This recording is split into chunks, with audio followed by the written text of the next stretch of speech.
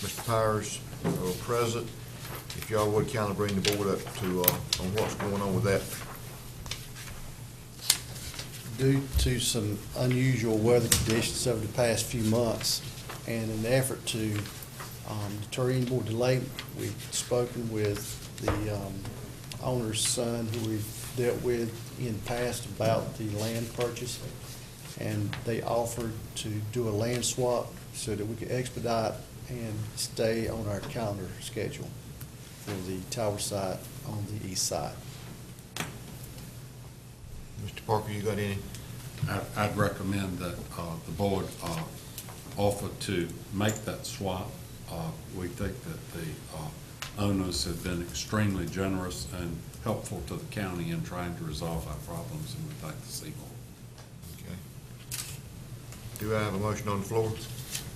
I so move. I have a motion on the floor. Any discussion? Just a question, sir. Mr. Pate? Mr. Gurley, I'm sorry. just a couple questions here. I'm looking at the map that you provided to us. The new site looks like it's not in a wooded area, so that ought to save some time too, right? That's correct. Land improvement would be much less. Yeah, it looks like it. And the other thing is it good soil dry, is it dry enough there, or we can proceed, or, or is it, I guess I'm asking, is it a better site in terms of? Yes, and of the tower being set down on it, and, what it requires? Yes, it's already there, and I will gladly turn this question over to our project manager. Oh, okay. Mel Powers. And in addition, Milford Smith here with us, and Milford will be coordinating the land improvements that's necessary and the easement necessary. So I ask these guys to come up. Yeah, if they could brief us, I would Yes. appreciate that.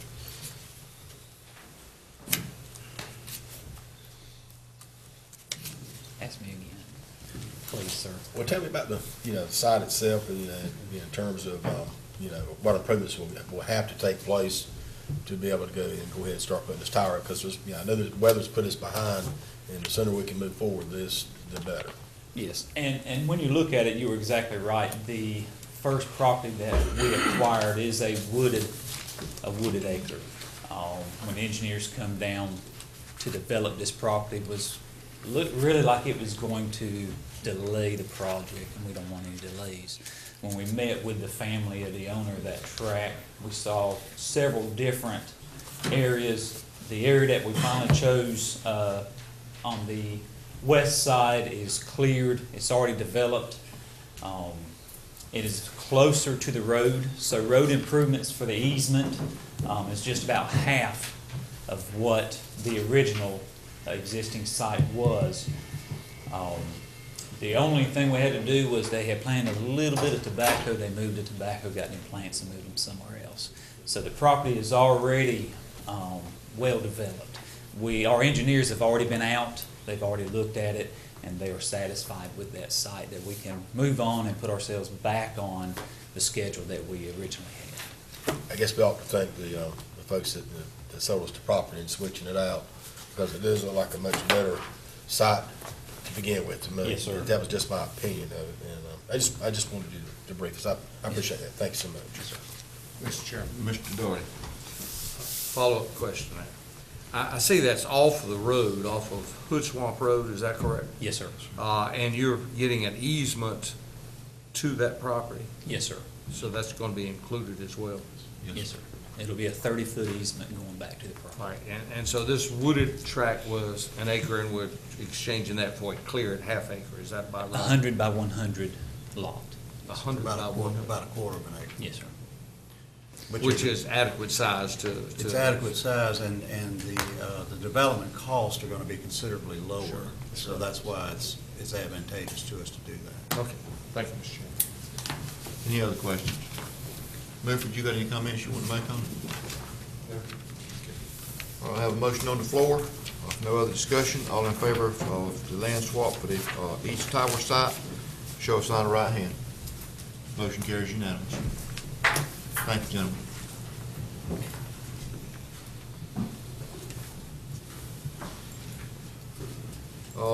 Moving on to the consent agenda. Do we have a- Mr. Chairman, Mr. Doherty. I make a motion that we approve the consent agenda. I have a motion on the floor that we can approve the consent agenda. Any comments, any discussion? If Can I read those particular Yes, items? sir. Yes, sir. I'm going to read those for everyone so that we'll know what we are. There are 3 items there. The 2014-2015 Wayne County Juvenile Crime Prevention Council Program funding. And number 2 was establish a special meeting on May the 27th, 2014, for the interim county manager to present proposed 2014-2015 County of Wayne budget. That would be on May the 27th. And then number 3 is to establish a public hearing on June the 3rd at 9:15 a.m. to receive public comments on the interim county manager's proposed 2014-2015 County of Wayne budget. So the budget will be presented by the county manager to this board on May the 27th, and public hearing is established on June 3rd at 9:15 to receive public comments. Thank you, Mr. Doherty. I have a motion on the floor. Any other discussion? If no other discussion, all in favor of the consent agenda, please show of sign of right hand. Motion carries unanimous. I've got about 1 minute to 10. 10 o'clock is set aside for public comments.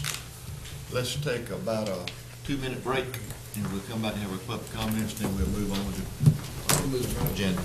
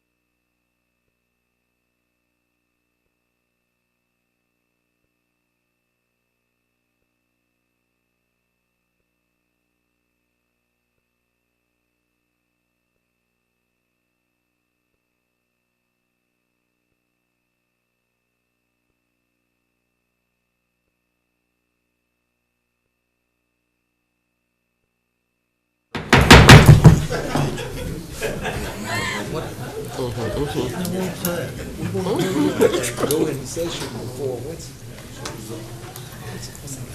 Marcia, we're rolling. We are going to be rolling in just a moment.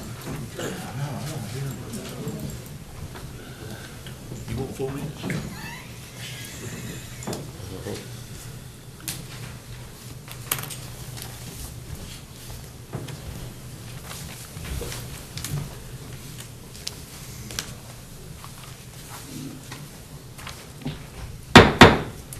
We're back out of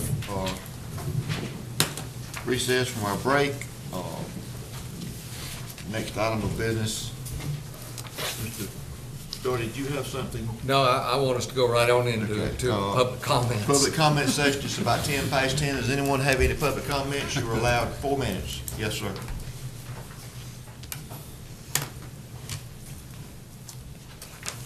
Ralph, excuse me. Ralph Smiley, I'm here on behalf of the Mental Health Association of Wayne County and represent Ms. Emily Peacock, who is our president and has been one of the most active volunteers in the mental health program of Wayne County and other positions within Wayne County for I don't know how many years. She's a lifetime member of the Mental Health Association. Many of you know that she lost her husband, David, to cancer. It's not very long ago. She is in Raleigh with her sister failing to cancer. But I would like to express her and our association's appreciation to the county commissioners for the resolution of joining the national organization on national recognition of mental health. Ms. Lewis, who represents East Point, was here earlier, but she had to go because she has the actual appointments and hands-on position in the mental health. Mental Health Association of Wayne County is 99% volunteer work, and it's an educational. We're not a treatment group, but it's an educational for those with mental development and mental handicap, drug, alcohol, and other mental health problems. And it is in that line that we do much of our programs. They continue year-round. One of the most noticeable has been conducted only every month at the Wages, when we have what used to be called a lunch and learn, in which the kitchen provides for those who wish to buy a $5 meal to listen, to enjoy, prepared by Wages, which I like to say that lunch, which is this one that's served to about 1,200 across the county. The Wages Kitchen and the home delivery, the senior citizens meals provided at the senior citizen. It does give a chance, though, for the 4-H workers, the young children's care providers from the child centers across the county to come and hear presentations on mental problems, drug abuse. We had one very recently, which the sheriff and 2 other officers were there. The woman from Kinston presented on drug abuse and how it had addicted her daughter and the resultant calamity of that. We are sponsoring with East Point suicide survivors presentation two times, once at Wages and once at nighttime at the library. And this is a kind of education program. We'd like to thank the board and our facilities provider, because we enjoying the rehabbed and facilities on Corporate Drive that the county does provide for us. And Commissioner King had been an active member before he became a board member, and he left before we could express our appreciation of that. But again, thank you very much for the resolution and the continued support of Mental Health Association in Wayne County. Thank you, Mr. Smiley. Anyone else have any comments for the public comment session? If I have no other comments, do I have a motion that we close the public comment session? So moved. Have a motion on the floor. All in favor, show of sign of right hand. Mr. Chairman. Mr. Darty. I had a follow-up motion that would, and that, my motion is to authorize the chairman to sign the Mylar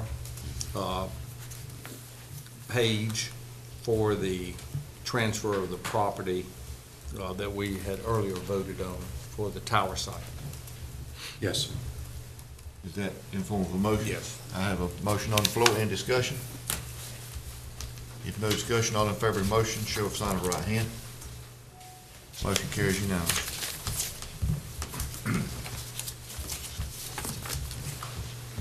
All right, moving on to new business. The motion to select an architect for the Wayne County Detention Center project at Wayne Correctional Center and authorize the negotiations of contract by interim county manager, Wayne County Detention Center Advisory Board Chairman, and Wayne County Facilities Committee Chairman. Mr. Wood, please, Mr. Chairman. and Mr. Bailey. Okay, I'm sorry. Okay, I'll make the motion first, then Mr. Wood, if you want to chime in. I'd like to make a motion that we accept Mosley Architect firm to do the detention center work, and for us to negotiate with him using the county, interim county manager, myself, Mr. Mayo, to sit down and negotiate some figures, and then we bring it back to the board. I have a motion on the floor. Any discussion? Mr. Chairman, I was just going to remind you that you interviewed 3 firms at the last meeting, and Mosley was one of those firms. So if you agree with the motion, then we would proceed on with the negotiations there. Just want to remind everybody, we would not finalize those negotiations or a contract until we get word from the state on whether or not we're getting the prison property, because that would be one of the sites that we're going to look at in the study under the scope of work. So we'll come back to you with a proposal for the scope of work that they're to do and what the attendant prices would be. But we could not do that until we get the property. And I was just going to suggest that that now that we have the governor's regional representative from Wayne County, that we might, you've sent 2 letters, we might want to talk to Mr. Keene about that issue as well. I think that's a good suggestion. Okay, I have a motion on the floor. Any other discussion? No other discussion. All in favor, show of sign of right hand. Motion carries unanimous.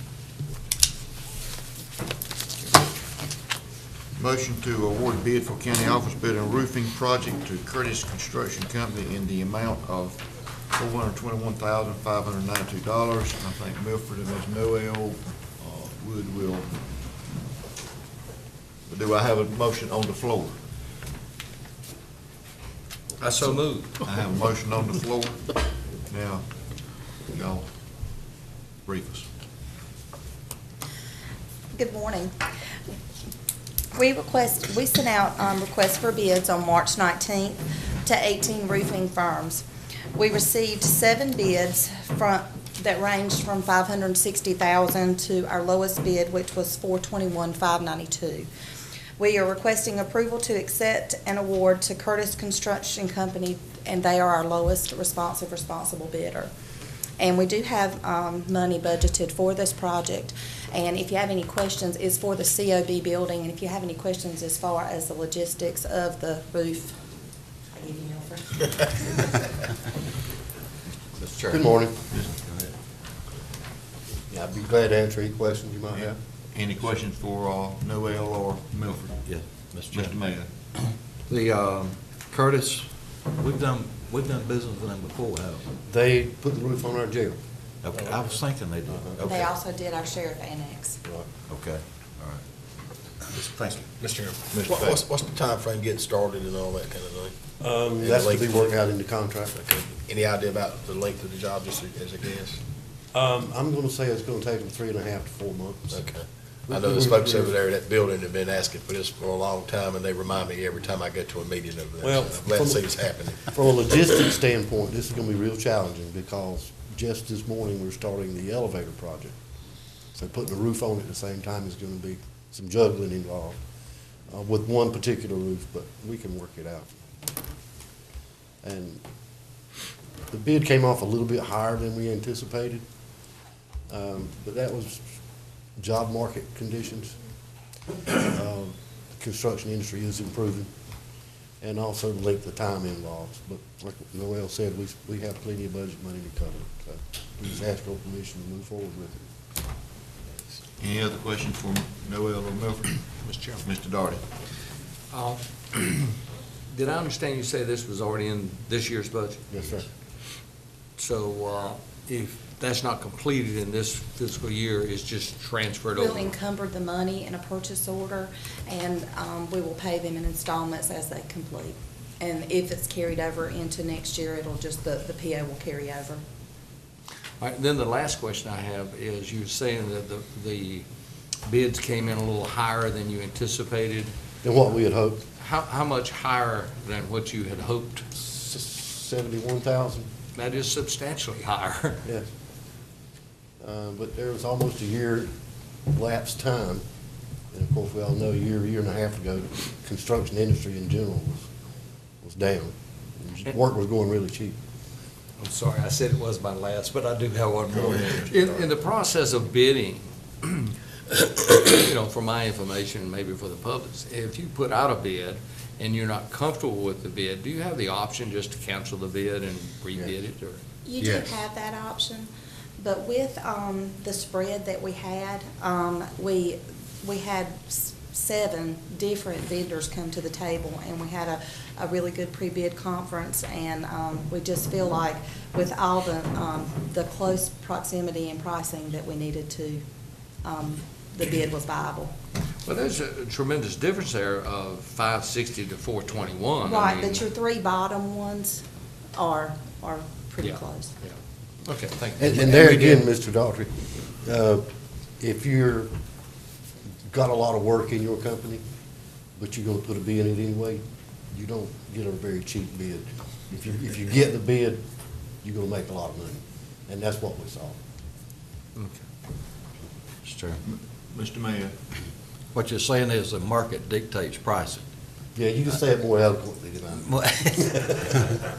I. I just wanted to say is, being involved with facilities and the facilities committee over the last year and a half, it's been phenomenal what I have learned about facilities here in Wayne County. It's a tremendous responsibility. And I want to commend Noel and Milford. You work so well together to control these prices. But it's unbelievable when you get staffed the way it should be, and I commend you, Milford, for doing that. You can accomplish a lot of things. And so I just wanted to say I appreciate what you do. All the people that work for you, they're dedicated, and I just like what I see. I've seen a tremendous amount of work take place in the last year and a half. So thank you We're for real that. proud of Yeah. it, for recognizing that. thank you. Any other questions for Milford or Noel? I got one more comment. Yes, sir. Noel, this is a torturous process, but she makes it as easy as it can be, and she puts in a lot of work, and I do appreciate it. Thank you. If no other discussion or questions, all in favor of the motion, show of sign of right hand. Motion carries unanimously. Next item, motion to adopt resolution to amend the financial policy guidelines. Mr. Wood, if you would briefly, hit on that. Yes, sir. If you'll turn, Word briefly. if you'll turn to page 42 in your packet. Is this the first vote? That's the last one. The last 42. The last 42. The last 42. It's got a 5 underneath it, too. Has everybody got that? That's it.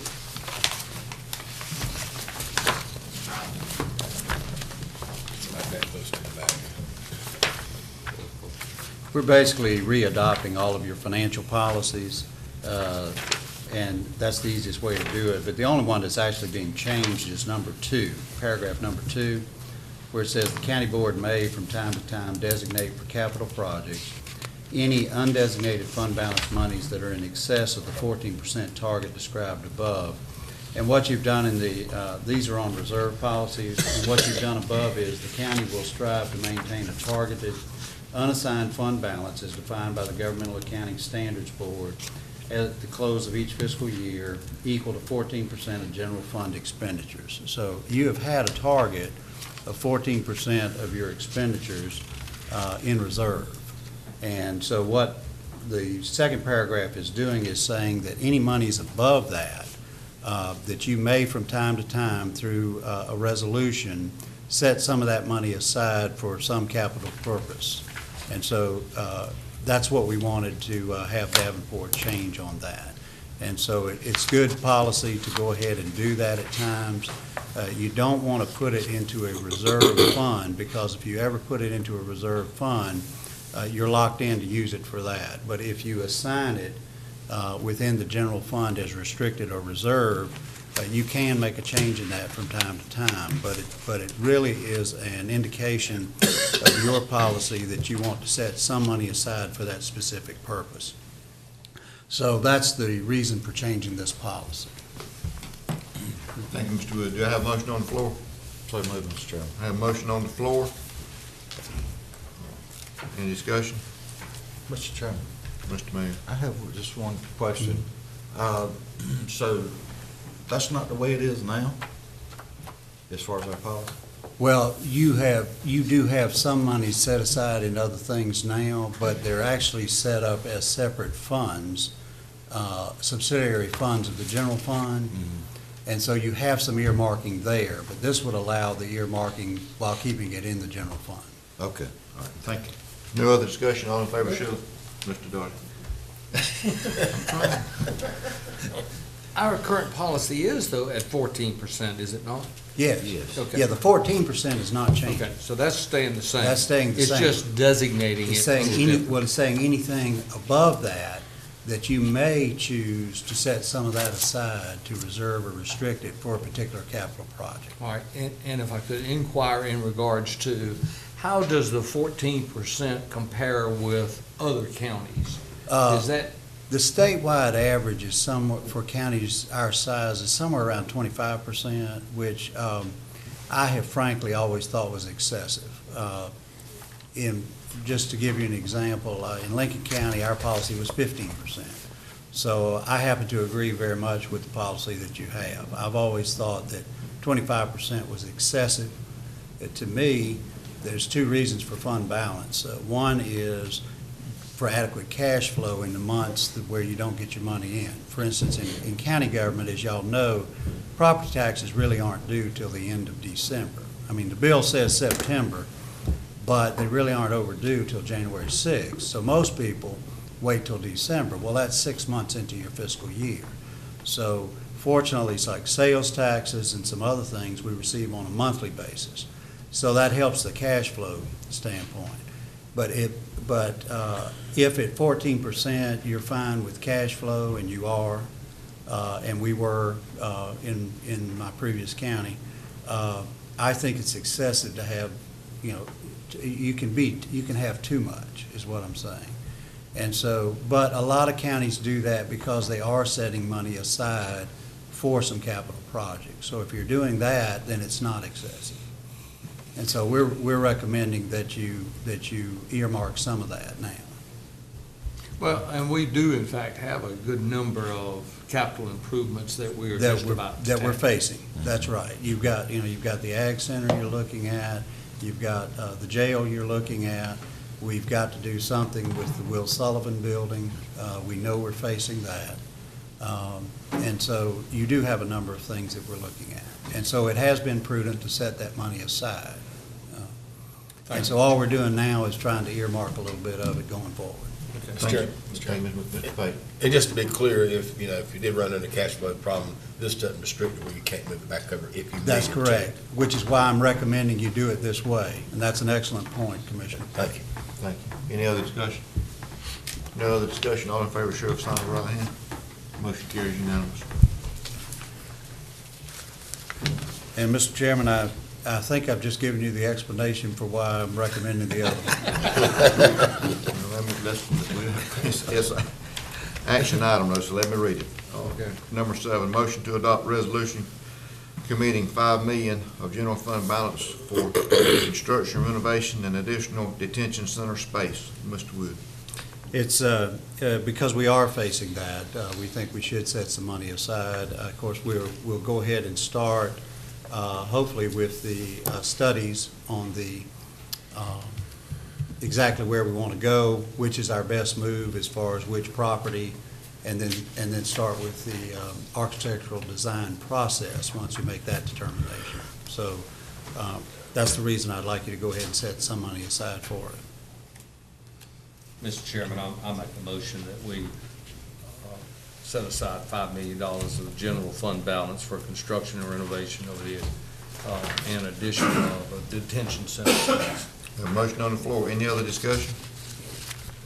No other discussion. All in favor, show of sign of right hand. Motion carries unanimous. Budget amendments, Ms. Hope.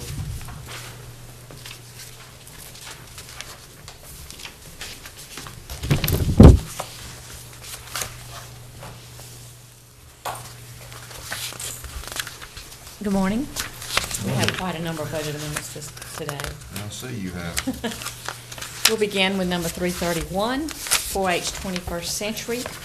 This is to transfer excess funds not needed in pupil transportation to cover anticipated expenses in program supplies and salaries and related fringes through end of budget year. This is decreasing and increasing different line items within the 21st Century Grant so that they can spend out the grant money before the end of the year. Have a motion to adopt. Motion to approve, Mr. Chairman. Have a motion on the floor that we approve budget amendment 331. Any discussion? All in favor, show of sign of right hand. Motion carries. Your next budget amendment, number 335, is of the same type. This is the parents as teachers grants, and is to reallocate remaining grant funds for anticipated needs through budget year ending June 30th, including billing grant for FCS agent Michelle Estrada for support of parents as teachers program for a period of April 13th through March 2014. And this is to get your grant funds expended also. Do you have a motion? Mr. Chairman, I so move. Have a motion on the floor. Any discussion? No discussion. All in favor, budget amendment 335, show of sign of right hand. Thank you. Your next budget amendment is number 336. This is for the Health Department Dental Program. This amendment is needed to cover the unanticipated cost of repairs to the floor of the mobile dental unit and the increase in the cost of a full wrap graphics design rather than decals. Some rot in the floor was discovered during refurbishment, along with the difficulties encountered in removing the old decals. This is increasing your capital outlay vehicles by $12,000 and decreasing other line items within the same department. Extra help decreasing $8,000 and professional services $4,000. Do you have a motion? Mr. Chairman, Mr. Darty. I move adoption of that, but I had some comments additionally. Yes, sir. Folks, we're about to have some exciting news here when this gets here in Wayne County. As we will remember, last year we acquired a pre-owned unit, sent it off for refurbishing, and during the refurbishing process is when this was discovered, weak spots in the floor. But hopefully that will be here the 1st of June, and we're going to display it very proudly because this is really going to be a great addition to Wayne County and to the schools and to the children. But I do make that in the form of a motion. Have a motion on the floor. Any other discussion? If no other discussion, all in favor of budget amendment 336, show of sign of right hand. Motion carries unanimous. Your next budget amendment is number 337. This is for the 911 fund. This is the non-state allocated fund. And we are increasing salaries and wages, straight time, overtime by $22,000, and decreasing a contingency line item within that same fund, $22,000. It was because of continuing education or training and relief help for vacancies. This contingency fund line item was set up in your original budget last year because they did not know exactly how to anticipate exactly which line items they were going to fall in. So this is just moving the money into the correct line item. Do I have a motion on the floor? So moved, Mr. Chairman. I have a motion on the floor. Any discussion? If no discussion, all in favor of budget amendment 337, show of sign of right hand. Motion carries unanimous. Our next budget amendment is for the 4-H department. This is to increase bad debt expense by $4,635.25 and appropriate fund balance $4,635.25 to write off bad debt set-off files to bad debt. And I know there's questions. I do have Kevin Johnson here to try to help explain this to you. And this is because we bill within the finance office for accounts receivable. At that time that we bill, we post it to revenue. And so the revenue, over the years, if these are old debt, is sitting out there in revenue, which actually falls out into your fund balance. That's why we have to go back and use fund balance to pay the debt, to write it off. Ken, please. Good morning. This debt is from year 2005 through 2010. It's for our after-school sites. And we had recovered some of this debt through the debt offset program, but we're now at a point where we got this, we can't do any better. This program over years has been a profitable program, and we do have fund balance to cover this. Mr. Chairman. Mr. Payton.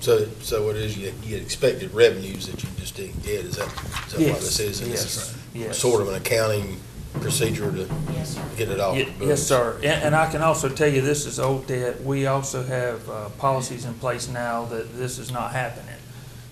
So you're always going to have bad checks, but when that occurs now, you know, those kids are not in the program anymore. Okay, thank you.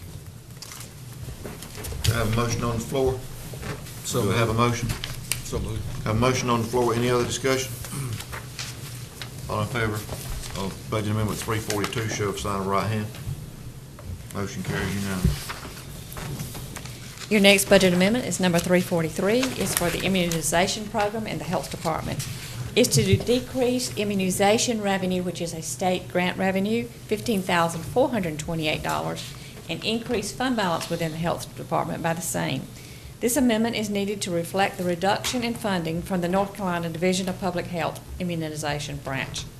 This reduction was due to the state's delay in receiving federal funding for this program. It was anticipated that these funds would be received by the state during the first quarter of the calendar year. Since these funds were not restored, we're requesting to budget fund balance to cover the reduction in funding, as required expenditures for this program has not changed. What they're saying is they still need this money to run the immunization program, and they're going to use fund balance that they have accumulated within the health department to pay for it, instead of the grant funding they were hoping to get. Go ahead. Do you have a motion on the floor? I'm not going to make that motion quite yet. I do have some comments here. And this is a good example of how programs are in place. Funding was to come from the federal government for this. It's required, by the way, mandated that we provide this service. Those funds were not transferred from the federal government to the state government, and thereby did not flow down to the county, so the county taxpayers are actually going to have to pick up those dollars. And that's unconscionable. If the federal government's going to require, they need to fund it. And this is some of the concern of the continuation of bringing in federal programs or state programs, because once that funding is cut off, then the burden is laid onto the local taxpayer. Go ahead.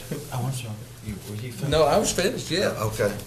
Mr. Mayor. So there's not going to eventually be a reimbursement? At this time, we're not anticipating it before the end of June.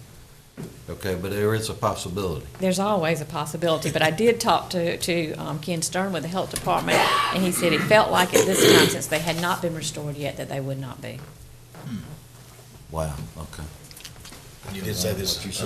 But Commissioner Doherty's right, is you have a lot of programs within DSS and public health which are actually mandated. Yeah, I know. And so you don't have a choice, and then if they don't come up with the funding, then you are stuck with it. That was. Mr. Payton. He just answered the question. Thank you. Yeah, let me go on further to accentuate that, because I had a long conversation on this budget amendment. Since it's going to be beyond the budget year, and we are not anticipating to be reimbursed those dollars, believe me, we're not going to get these dollars. These dollars are going to be the burden that will be on the local government. With that in mind, I make the motion, since it is mandated, and I make the motion that we approve Budget Amendment 343. Have a motion on the floor. We approve Budget 343. Any other discussion? Mr. Payton. Since we are mandated to do this and the money doesn't seem to be coming, I don't know, maybe we send it to our federal legislators that represent our area or something that requested the dollars be sent. I'm not saying protest, I just said, you know, you require us, please help us, you know, do something. Any thoughts to that? If you would draft the letters, I'll sign them. Yeah, I think that's a good idea. Because it's a great program. I mean, you know, you want to immunize But if you our mandate it, citizens. you gotta pay for it. That's correct. Yeah, Mr. Mayor. it's not the amount of money, it's the principle that's involved. I agree with that. I think we need to send it up to our congressman. And you can't take care of. I'll take care of the letter and Marshall. mark it up for you. Mr. Chairman, Mr. Camardi. I would like to commend my fellow commissioners for suggesting that. I would also like to add that anytime that any agency beyond our county borders do not send the amount of money that we deserve, that we construct such a letter, not to just send it to Washington DC, but to send it to Raleigh. That we put up a position, take a position, because they say our politics is local. Let's not stand idly by and let our county be short-shirted for dollars when we can impart upon our people right there in Raleigh to make sure they send us or do not delete us from getting the amount of money that we're supposed to get. Therefore, putting the burden on the back of the Wayne County taxpayers to do that. Thank you, gentlemen. Thank you. I just would like to make one comment myself. We're certainly not questioning the program or the need of the program. What we're questioning is that it's mandated and it's not funded. We're certainly in favor of immunization process, but it's just being mandated and not funded is our issue. Anyone else have any comments? Can I ask a Mr. question? Bell. How much money did we get? Maybe this $15,000 might not be a drop in the bucket to what we have received from the government. So you don't want to cut off one hand, cut off, what is it, about the spot, the face, cut off the nose, Touch the nose. nose, yeah, the nose Yes. off the spot. But, I mean, we need to look at this thing seriously now. I know what you're saying, and I have felt the same way sometime, but I never will forget, I was complaining one time about some CEO, and I won't name the company, right here in North Carolina, we're getting all that money. And Commissioner Jack Best told me, he said, if that company was making you $50 billion, would you give him 5? Stop and think about that. That $15,000 may not be worth us getting into a dialogue with the elected officials in Raleigh or DC for that matter. Mr. Bell, I think, we're not going to demand or anything. I think basically what we were saying was just, we just wanted to express our concern, not that we were trying to have leverage or anything other than just, if we don't express our opinion, our elected officials, they don't know. But it'll be worded where we're not demanding or anything. We just expressing our opinion, and our concern. Any other discussion? Have a motion on the floor? Have a motion on the floor for Budget Amendment 343. All in favor, show of sign of right hand. Motion carries unanimously. Your next budget amendment is number 345 for the library. It's from the sale of weeded books. They received $463.57, of which they would like to spend on library materials. Motion to approve. I have a motion on the floor to approve 345. Any discussion? I have a question, Mr. Chairman. Mr. Mayor. I thought we had set a minimum amount that comes on the budget amendments that come before us. This one actually increases your budget. By law, I've got to present it with it either this way or within the consent agenda. Anytime you have a revenue and an expenditure, no matter what amount, it has to come before you. Okay, thank you. Thank you. And rather than confuse the issue by having some on consent and some here, we've just decided we're gonna run them all through.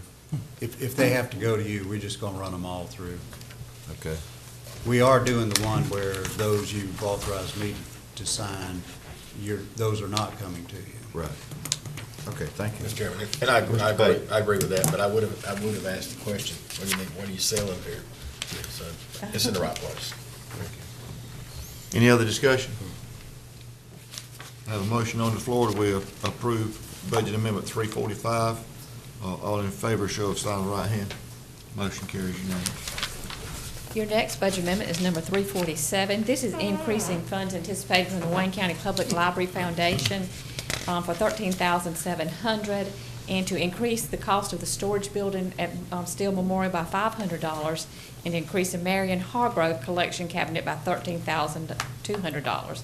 Is to anticipate and appropriate funds from Marion Hargrove Collection and Storage Building, and increase storage building reimbursed by Wayne County Public Library Foundation. Mr. Chairman, Mr. Camardi. I recommend approval. A motion on the floor for Budget Amendment 347. Any discussion? Yes, sir. Mr. Mayor. Is this part of the money for furniture not for furniture. Okay. This is that storage building that's not connected to the library, that's Yeah, outside. yeah. It's running through our Jackson Builders contract, so we're having to do the budget amendment, and they're gonna reimburse us the money. Okay, they, who? The Wayne County Public Library Foundation. Okay, all right, now I got it. Okay, thank you. Any other discussion? I was just going to mention it, Ray, if you remember, we had amended it previously for the $50,000 to do the building. Yeah. This is to do the Hargrove collection part and the additional $500 on the building. So this foundation had agreed to about $63,000 worth of work that they were going to give you the money for. Okay, thank you. Any other discussion?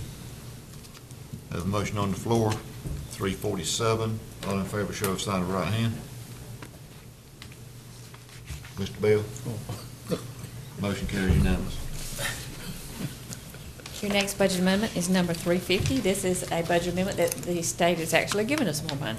This is to increase food and lodging by $23,334, and to increase, this is for the environmental health program, salaries by $3,747, and capital outlay vehicles by $19,587.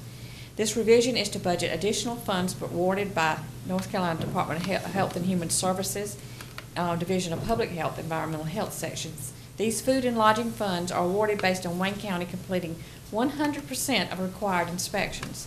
Funds will be used to cover staff costs in our food and lodging section and to purchase a much-needed vehicle to replace a car with over 130,000 miles with a failing transmission. Mr. Chairman, I move that we adopt Have a motion budget on- amendment 350. I have a motion on the floor that we adopt budget amendment 350. Any discussion? No discussion. All in favor of budget amendment 350, show your sign of right hand. Motion carries unanimous. This next budget amendment is mainly for accounting purposes. This is for the Jetport to anticipate funds from Eastern Region Land Improvements, Economic Development for Jetport improvements and enhancements. We had posted the $1.8 million that you got into the general fund. We had said we would set aside this $352,000 for the airport. This is moving it over to the enterprise fund so that they can spend it on the economic development. Increasing by $352, $194.75. We have a motion on the floor. Do I have a motion? Make a motion to accept, Mr. Chairman. I have a motion on the floor for budget amendment 351. Any discussion? Yes, sir, Mr. Chairman. Mr. Mayor? The other three projects, I believe, that we approved, Yes, sir. they will get a similar budget amendment at some point, is that correct? Yes, well, we've done two of them. The Mount Olive Industrial Park, we actually ran that one through Borden's office because it was not an internal fund. And the Veteran Cemetery, we did that way too. So I've got another one coming in just a minute for, Oh, it's in the same group, okay. yes, sir, All Wayne right. Community College. Okay, thank you. Mr. Darty? I just wanted a clarification. That was the $1.8 million that we got from Eastern Region. That one did not have to be And paid we back. designated to four projects, yes. That was money they were holding of yours from your License plate. Okay, thank you. Any other discussion? No other discussion on budget amendment 351. All in favor, show sign of right hand. Motion carries unanimous. Okay, the next budget amendment is number 353. This is for the 911 state allocated funds. This is to increase capital outlay equipment by $271,760 and increase appropriated fund balance by the same. Replace radio consoles in E911 Communication Center.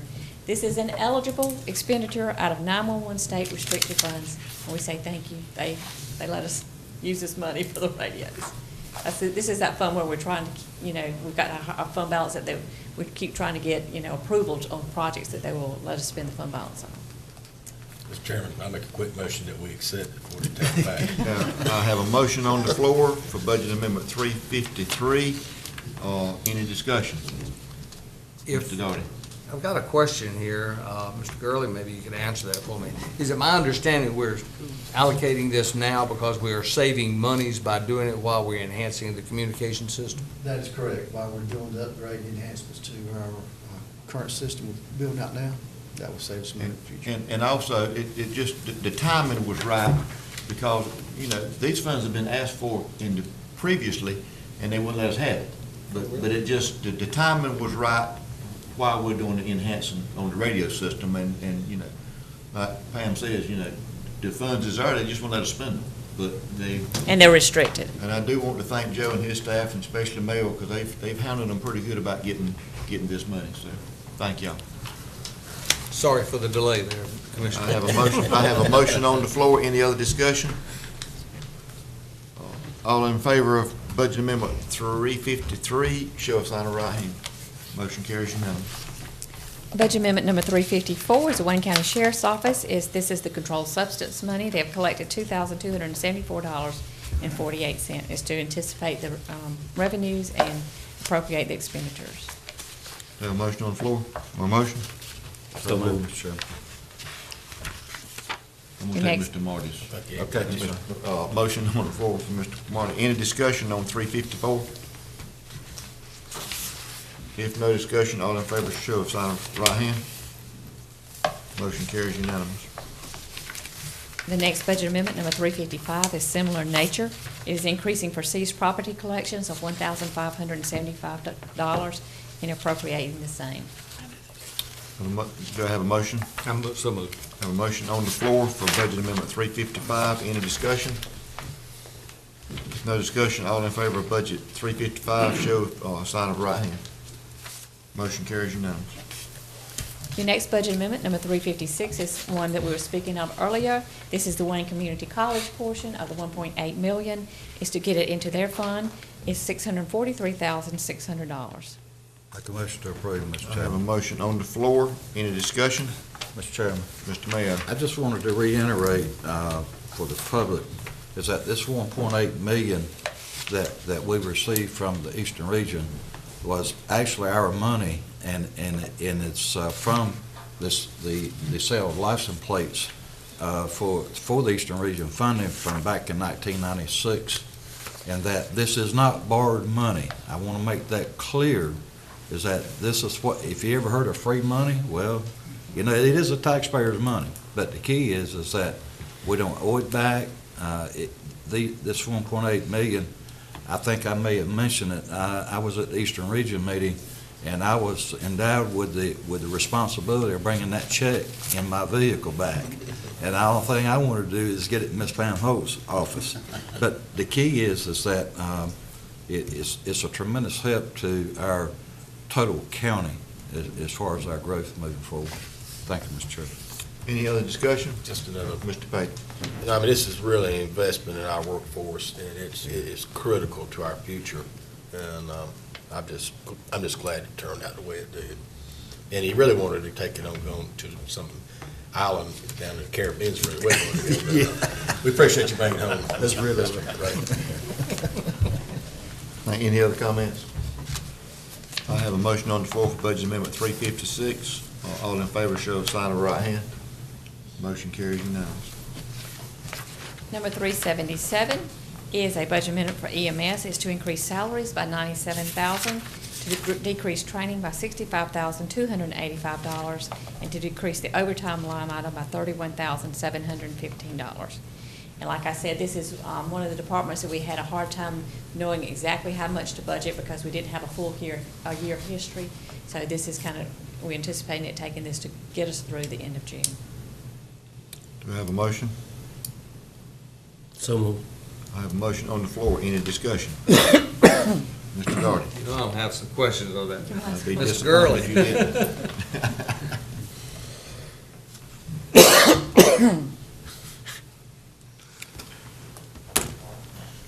Oh, well, I thought you was gonna give me some explanation on this. Ask a question. Oh, ask the question. He's already acting like a commissioner. Commissioner in training already. Exactly what would you attribute the fact that we are having to increase our salaries by almost 100,000? As Ms. Holt mentioned earlier, we have 5 line items that are salary related. Full-time salaries for our full-time people, And/or in that same line item, it could be a part-time person that meets or exceeds the 20-hour that requires retirement to be paid on that person, those in the full-time range as well. Then we have the fluctuating overtime pay. And that way we can track from the first line item, which is full-time salaries or part-time eligibility salaries, we can track the difference between 40 hours they work, then the fluctuating overtime line item counts the overtime that they work from 40 to 48 or 40 to 72. We have another line item that talks about overtime only, which is if a full-time person would come back and work, would come out of that line item. Then there's another line item just for relief help. So with all that said, you never know based on losing employees or other demands where the exact number's going to fall at. So you try to put as much accuracy as you can in each line item to come up with a final figure. The training part, we established that some years ago, probably 2 or 3 years ago. That's for like Con Ed, that's monthly requirements of the employee. That way we can track our training dollars as well. So at some point in time in the year when our first line item of full-time salaries starts to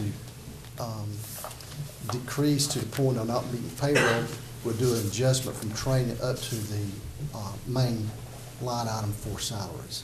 So all of these adjustments are into the current budget? We're Yes. not allocating any additional? That's correct. sources. Is that No, correct? no new employees. Okay. Thank you, Mr. Chairman. Any other, Well done. any other comments or questions? If no other, budget amendment 377, all in favor, show of sign of right hand. Motion carries unanimous. Number 380 is for the Sheriff's Department for seized property. They received $10,780 in seized property, and this is to anticipate and allocate the expenditure. I move adoption. Have a motion on the floor, any discussion? No discussion, all in favor of budget amendment 380, show of sign of right hand. Motion carries unanimous. Budget amendment number 381 is of the same type Mr. Gurley just spoke about. This is for Wayne Net.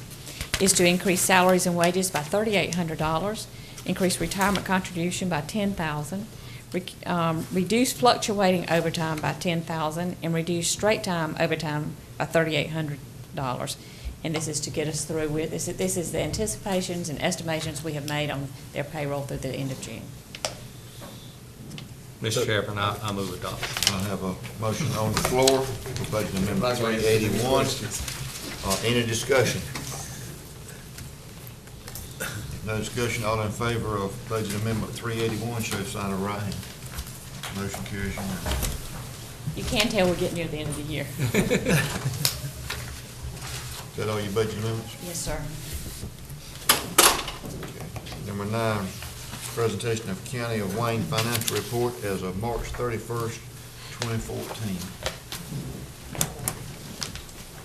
I am pleased to present the financial report for the period ending March 31st, 2014. I want to emphasize that this report is based on the first 9 months of financial information. All departments are included in the general fund except the 911, the fire districts, capital projects funds, EMS, solid waste, sewer, EMS net, and the airport. As of March 31st, the revenues exceeded the expenditures by $14,647,645.90 as compared to revenue over expenditures for March 31st, 2013 of $14,850,939.46. Let's move on and look at some of the tax revenues. Current taxes for this year are $44,528,361.56, or 98.6% of budget.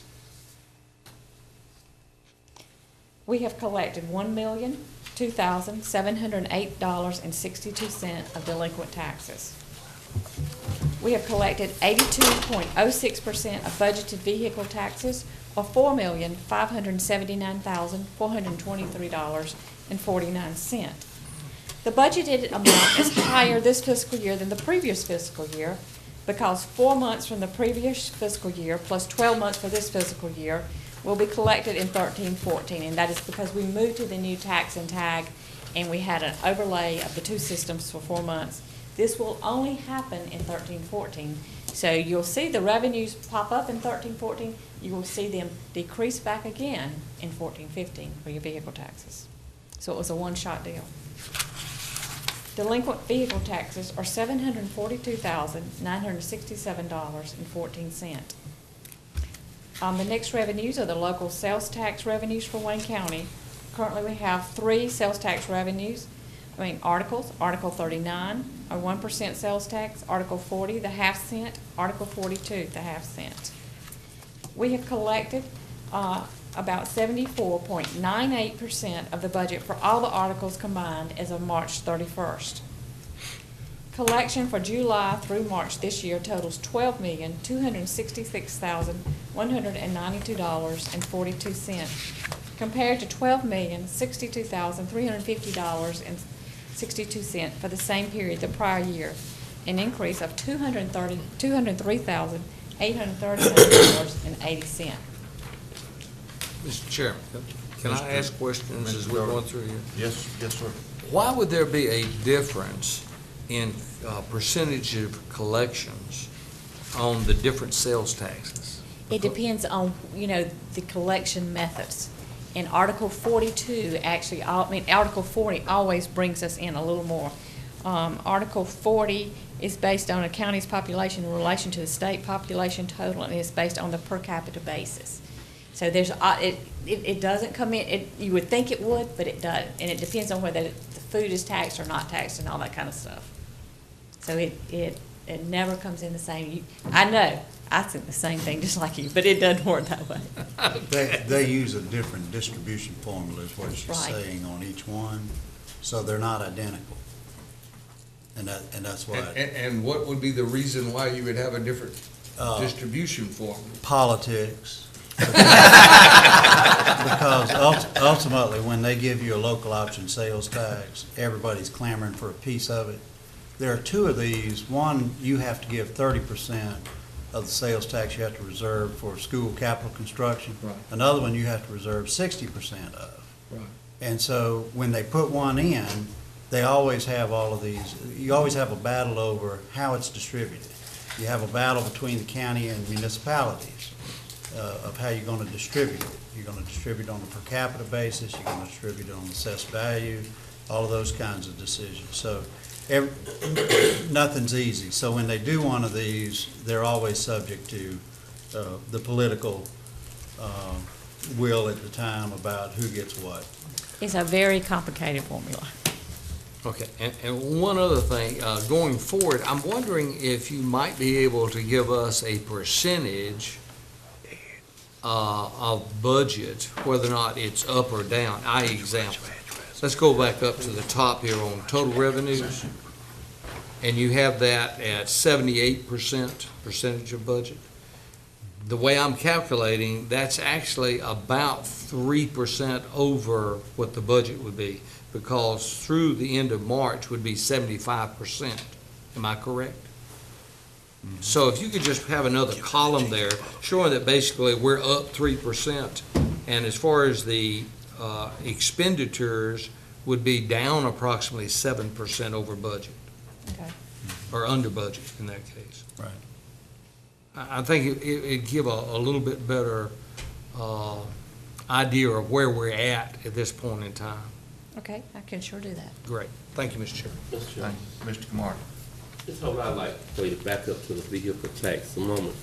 And would you please go back over the reason that we're up, but we'll be back down? Okay, we actually, normally you collect 12 months of vehicle taxes within a fiscal year. This year, we collected, because on the old system, you were collecting behind times. You know, when they did the levy, you didn't collect it for another 3 or 4 months. So the levy on the old system was still coming in within this fiscal year, but now when they do the levy on the vehicle taxes, you're collecting it now and getting almost 100%. So that one's posted during the month of the levy when you go pay for your registration and all. So that's You don't have an a- explanation to the public, then that means that the reason that There's no wait some people period. are surprised when they go down to get their registration that they have to pay the tax at the same time. Right, and it's also, they are also collecting delinquent vehicles a lot. They're going Would back we- because they have to would- pay those first now. So, I Would we- mean, actually, these vehicle taxes are coming in for this fiscal year, much higher, but next fiscal year they won't because it'll all be just about caught up. The part about the vehicle tax coming in when you do your registration, will we call that a windfall? Yes, it is a help to the counties because we were averaging about an 84% collection rate, and we're anticipating around a 98 to 99% Well, collection it rate is, this it year. has improved the collection rate, but the windfall part is because we got a pocket of money early. Right, So it's sort of different from, right. just want to keep those two things separated. So we would call and how much was that dollar figure? The windfall, Oh, it was about 4 months. It was a little over $1 million. a little over $1 million? Yes, sir. Has that money been designated for anything? Yes, it was used to balance your budget. Right, it was in the original budget. Good answer. And it is one of the bigger problems we have in balancing your next year's budget because of the part where she said it's going back down. So- That's a good answer, Mr. Manager. I'm preparing y'all for the next year's budget. You're doing a good Comparing job. 12 months as opposed to 16. That's right. Almost made me forget my second part of that. Almost had me, all right. Just as a piece of public information, and just this is not to belabor this, but WTVD did a special several nights ago about North Carolina's method for determining what a value of a vehicle was worth. And it sounds like that the method that North Carolina has been using to determine what a vehicle is worth has been inflated. And people are paying more. Seems to be people are paying more for the taxes on vehicles than they actually worth. They're not using the blue book, they're using some other method. In a close question examination, as I saw it, and I didn't get a chance to see all of it, but it sounds like the newsman, in asking the question of the person who's in charge of this in Raleigh, I think he asked him point blank, do you think you're being paid, are you having to pay more on your taxes on your car than you should? Well, he wouldn't answer that because he was working for the, I'm editorializing just a little bit right now, but it looked like he was not answering that because it might have been true. I'm getting at something. The reason I asked about what was left over, I would want to caution us against spending that money just in case that case that was discussed comes back to bite us, because we might be put in a position of having to look at what we've been charging as part of North Carolina for the taxes on vehicles when they're not really worth that. So this is just throw up just a little bit of a red flag, because as I say to my children sometimes, I'm a taxpayer first and a commissioner second. So I'm always looking for dollars that might need to stay in the hands of the person who needs to have them at the house. Thank you. Any other? Move on, Mr. Hope. Okay, the next section details the major expenditures and provides a summary of the activity and status of each function. Our first one is services on aging. Revenues are at 64.18%, and expenditures are at 42.21%. Wayne County Development Alliance, revenues are at 74.04%, expenditures at 75.04%. Mr. Chairman, Mr. Mayor. is that same out of balance? On the seniors, on the services on aging, On the development lines? 74 and 75? Yeah, That's pretty close. it's revenues versus expenditures? Right. Yes, sir. Okay. It's not supposed to balance exactly. Oh, okay, all right, thank you. Okay. Public assistance or the Department of Social Services, the revenues are at 66.15% and expenditures are at 66.55%. Public health, revenues at 62.79% and expenditures at 64.48%.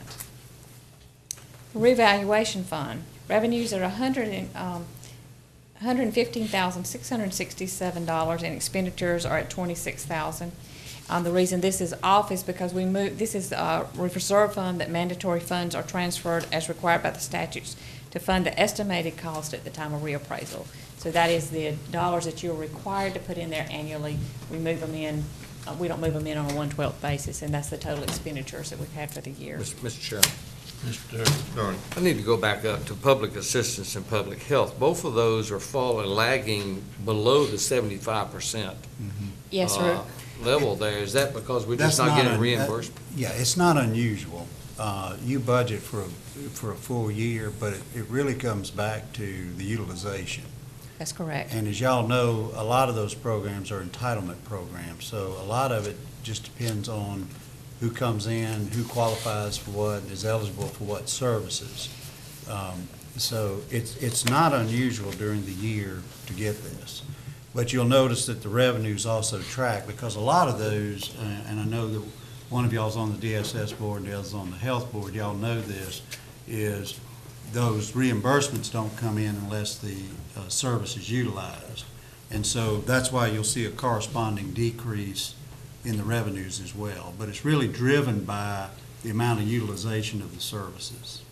Which is good. Yeah. Is, you know. That's right. What's that saying to me is that we budgeted a higher amount for these services that are not being used. That's right. And if, I don't know what the exact percentage here is, but let's just say that 75% of this is federal and state money, and 25% is local. So the fact that you underspend it, you know, if you're supposed to be at 75 and you're at 66%, the 9% you're underspending, 25% of that is local taxpayer money that's being saved. Okay, thank you. Our next category is the emergency telephone. Revenues are at 42.16%, and expenditures are at 60.87%. This is the fund we were talking about earlier that they let us have the radio money. We're wanting them to let us expend this fund balance that we have in here. So this is not a bad thing. Okay, now we'll look at some of the selected capital projects. The total spent on the radio system through March 31st is $10,828,094.88.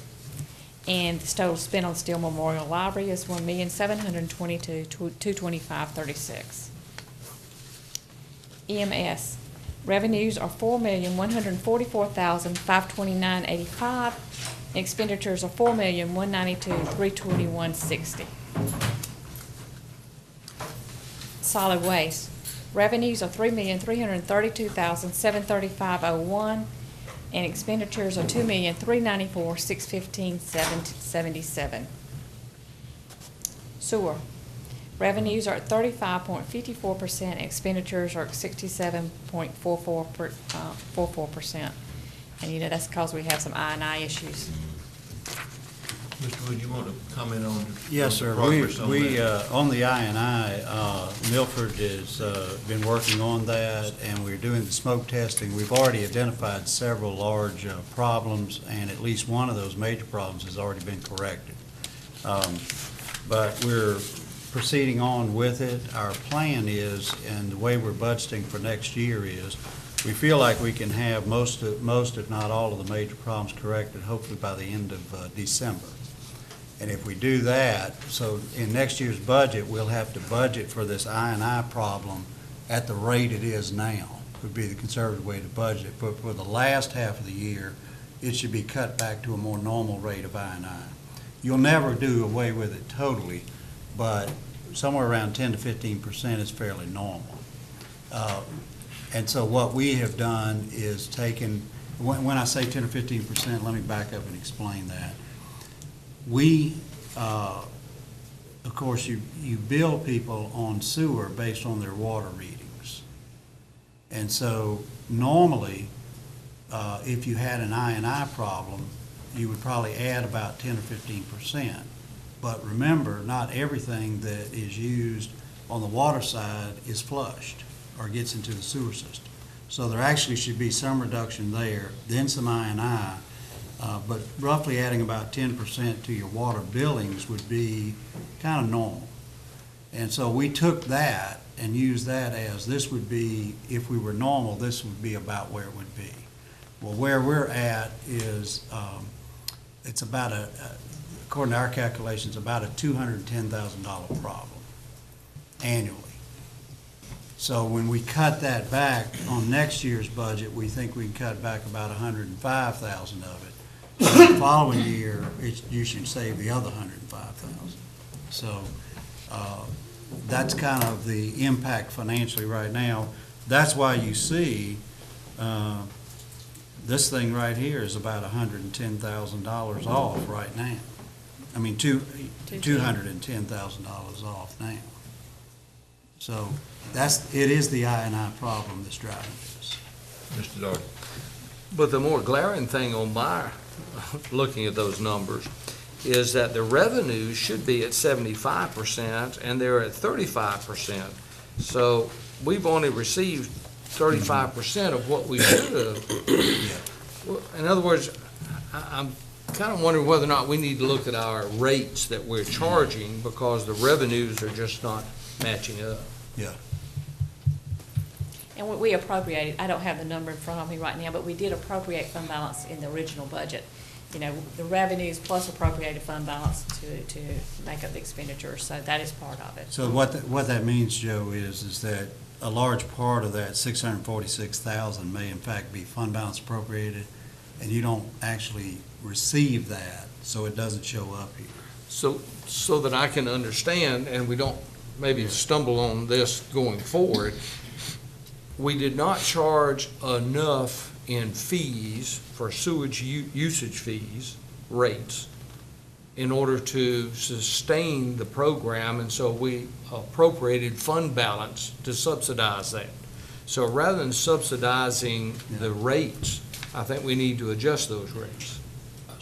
What I would suggest is that let us fix the I&I first, and let us get the system back to a stable situation. You may have in fact had to appropriate a lot of fund balance to cover this I&I problem, but that may be temporary. Oh, I understand what And you're saying. if that's temporary, then we don't need to raise the rates. So what I would prefer is let us get the I&I problem solved. Let's look at how much we have to appropriate next year. I think it'll be less than this because we're getting on the I&I problem. Okay. And then let's take a look at the That rates. just seems really low, though, at 35%. It of would revenue. be if that were the sole source of the revenue, but as Pam said, quite a bit of it is appropriated fund balance.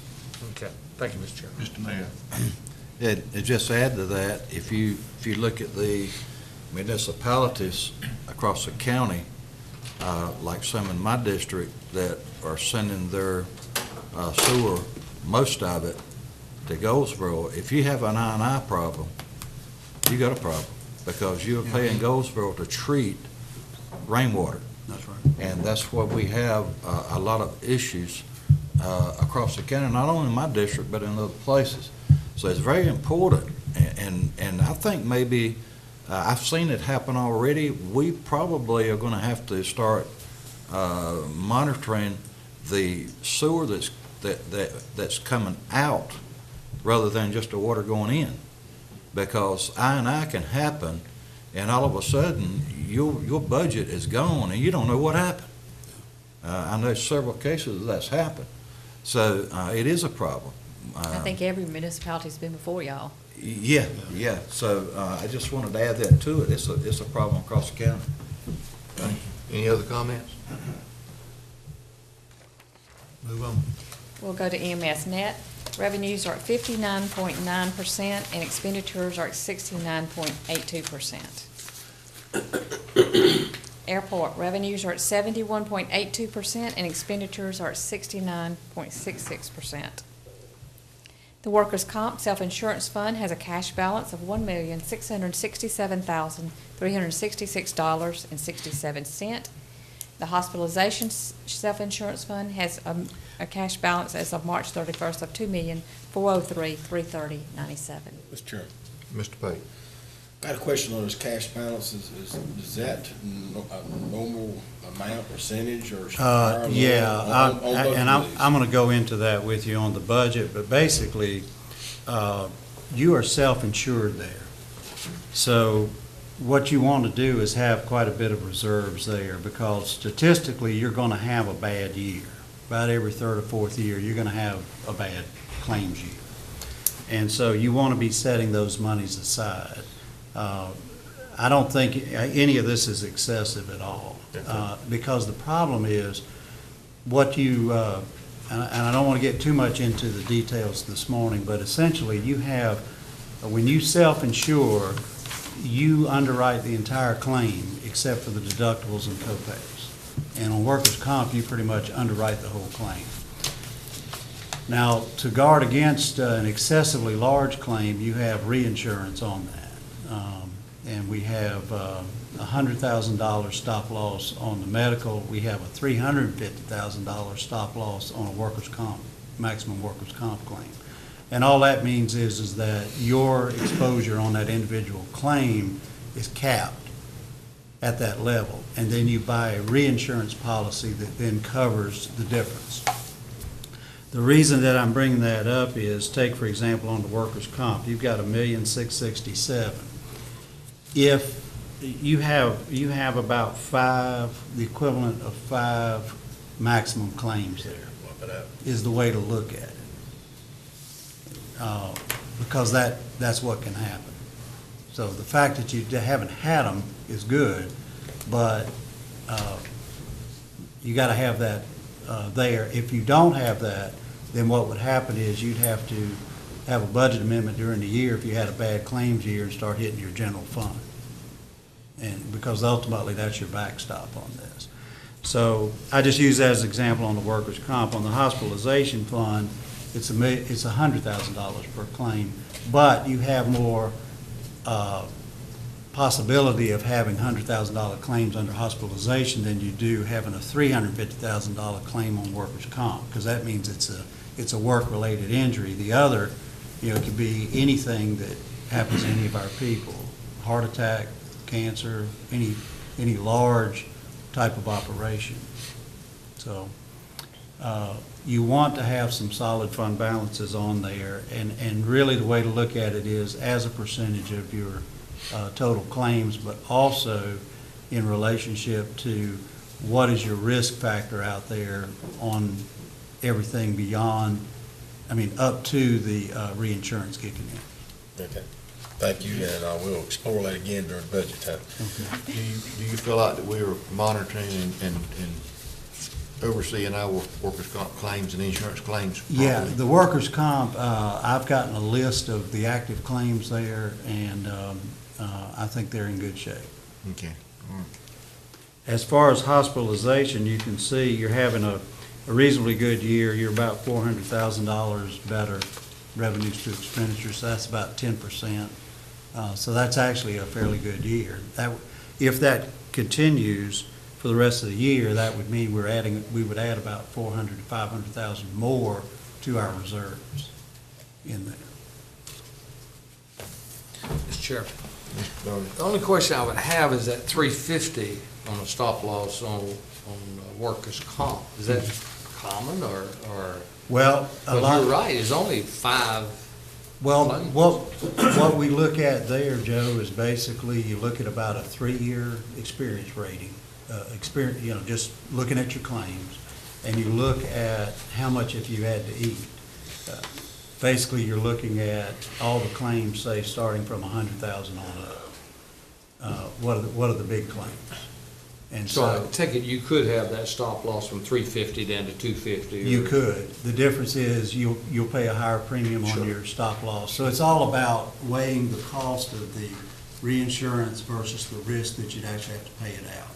And I tell you, we have a consultant that kind of advises a little bit on that. You do up to a point, but we can also look at it and analyze it.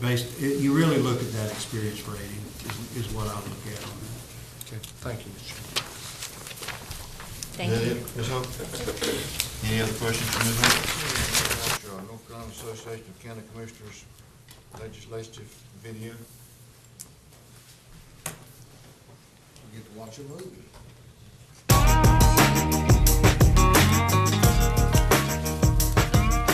Hello, I'm Ray Jeffers, the president of your Association of County Commissioners, and a person can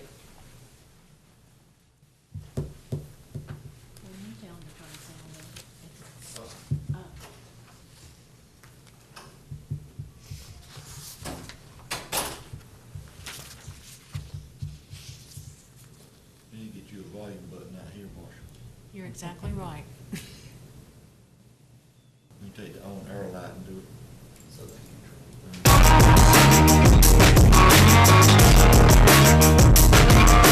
Hello, I'm Ray Jeffers, the President of your Association of County Commissioners and a Person County Commissioner.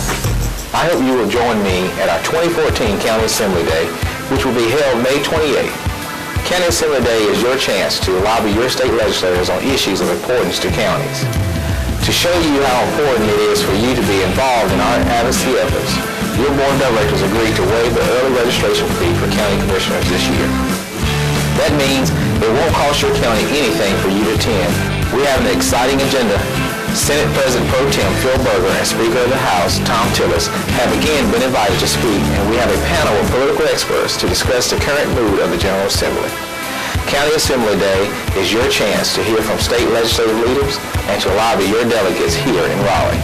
Please don't miss this opportunity to help the association achieve your goals. I look forward to seeing you in Raleigh on May 28th. The Association of County Commissioners membership established goals for the current two-year legislative cycle, and we accomplished many of these goals last year. The second year of the legislative session offers a shorter time frame for us to work on the remainder of your agenda, so we ask members to prioritize outstanding goals to narrow our focus. You told us to concentrate on one goal: reinstate lottery funds for school construction. Counties use part of the proceeds from the North Carolina Education Lottery to build new schools to ease overcrowding and to repair and renovate older schools to better serve students and teachers. Since the lottery's inception, it has contributed $972 million towards these purposes. Unfortunately, economic conditions and growing education needs have caused a diversion of funds intended for school capital needs to other educational uses. For the past several years, counties have received a little over half of that amount that the original law determined for school construction. In the meantime, the backlog of construction and renovation needs has grown. Counties have also had to shift money from elsewhere in their budgets to make debt payments they had planned to cover with lottery proceeds. With your help, your advocates will work to reinstate the original language in state law requiring 40% of lottery proceeds to be used for school construction and to achieve a partial increase in the actual dollar amount for that purpose, with the funds gradually increasing over several years to the full 40%. We have heard from legislators that they are receiving this message from their commissioners. Thank you for your efforts up to this point. Achieving this goal will be challenging. The state has many competing needs, and revenue for the coming fiscal year likely will not be as healthy as anticipated. Please continue to explain to your legislators the value of the lottery funds to the residents of your county. In addition to advocating on behalf of counties, your association also monitors legal cases with potential statewide impacts to county government. Two such matters from our risk management pool were recently argued before the North Carolina Supreme Court. In both cases, NCACC filed amicus, or friend of the court briefs, to inform the Supreme Court of the specific impacts these cases could have on county government operations. One case involved a county's ability to utilize governmental immunity, while another case involved workers' compensation for a temporary employee. Both cases were appealed because the Court of Appeals decided in favor of the plaintiffs who were suing the county. The NCACC will continue to monitor these and other cases and will inform counties about the outcomes and potential impacts on counties as these matters are decided. Please keep NCACC informed of legal issues in your county that may have effect on other counties. As always, we truly appreciate your feedback and support.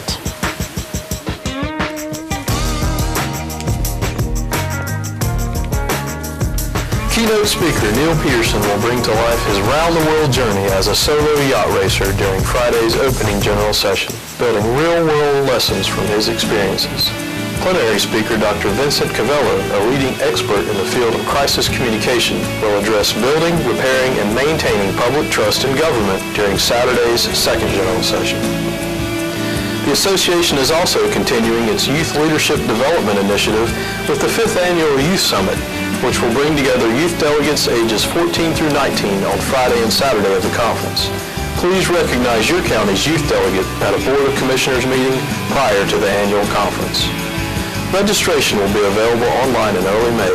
We hope to see representatives from all 100 counties this August.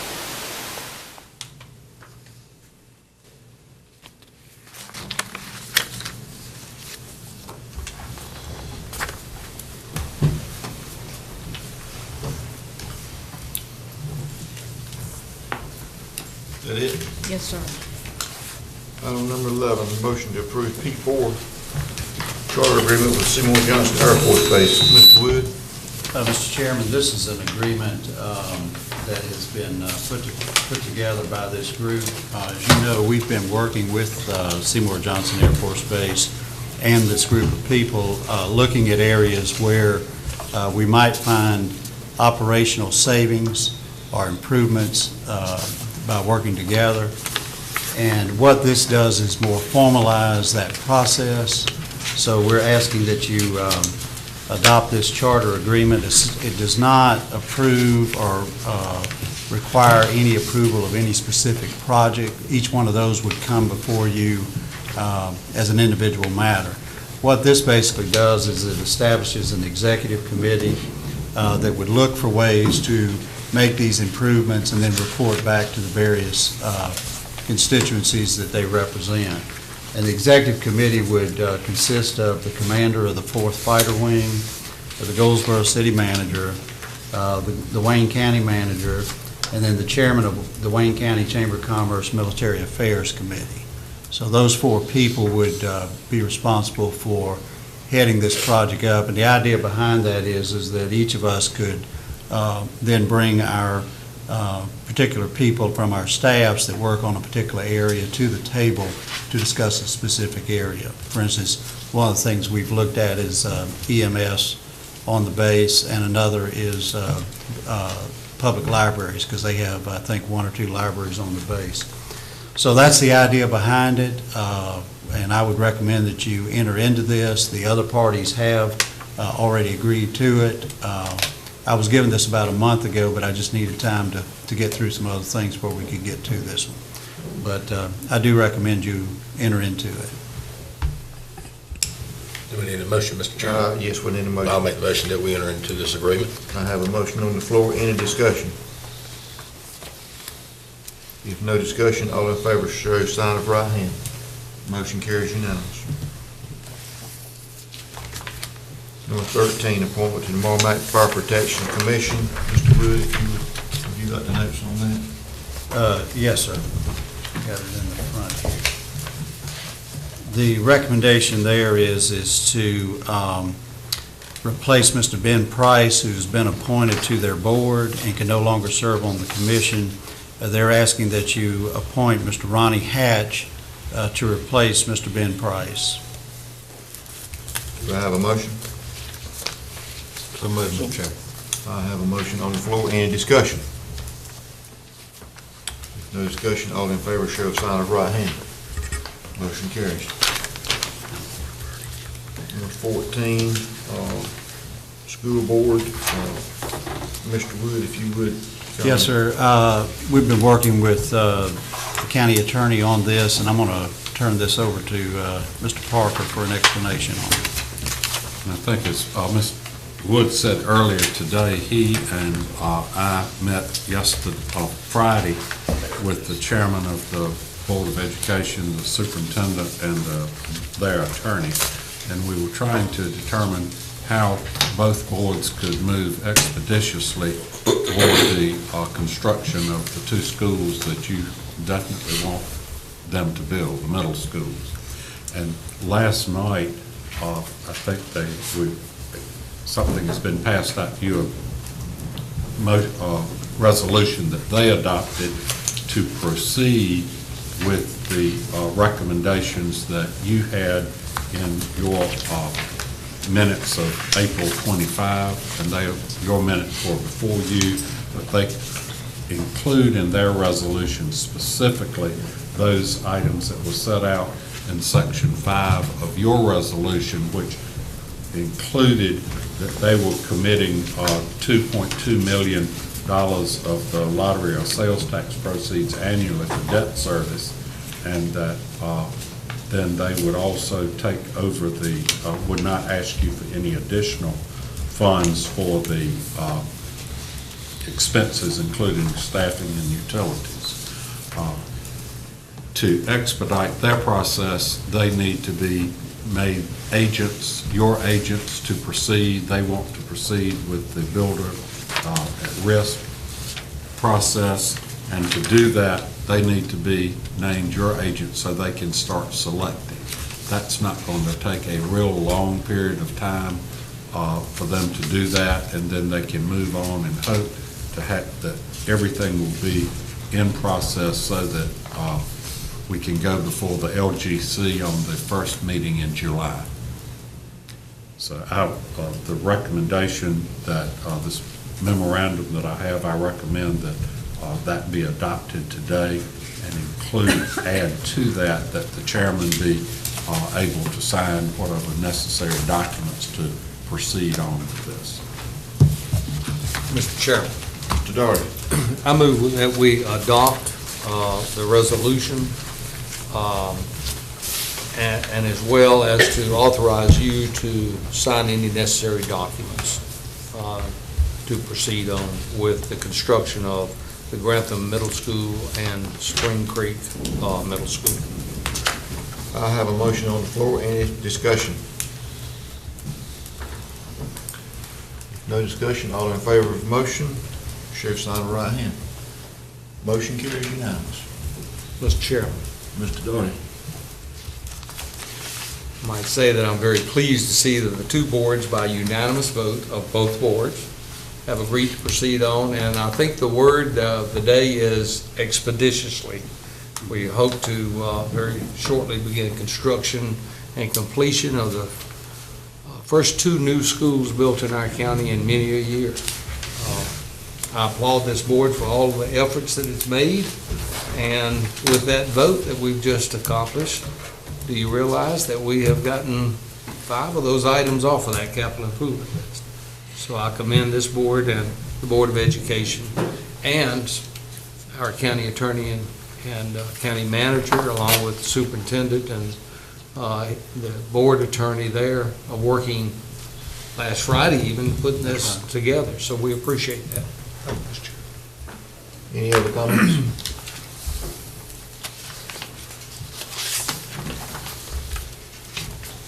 Okay. Mr. Wood, your manager's comments? Mr. Chairman, I'll keep this brief. We've talked about the gateway rates. We've talked a little bit about the jail. Obviously, we're moving forward on that, and with your vote today, we're moving forward with the architect selection there. We're also moving forward with the Ag Center. We have now narrowed that down. I did want to update you on that, but Commissioner Pate will probably go into more detail with you, but we have narrowed down the architectural selection process there, and I'll leave that for him to go into more detail. The main thing, of course, we've been working on and will be working on for the next 2 weeks, primarily is the budget for next year.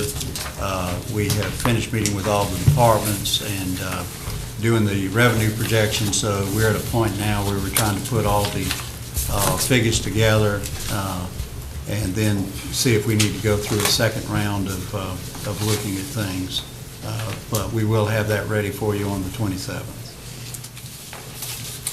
Okay. Thank you, Mr. Wood. Any other questions for Mr. Wood on anything that's going on?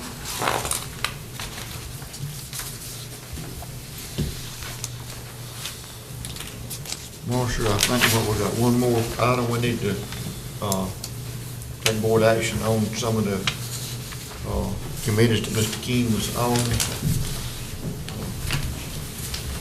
I think we need to act on these individually. North Carolina Association of County Commissioners, Board of Directors, District 3. My recommendation for that position is Mr.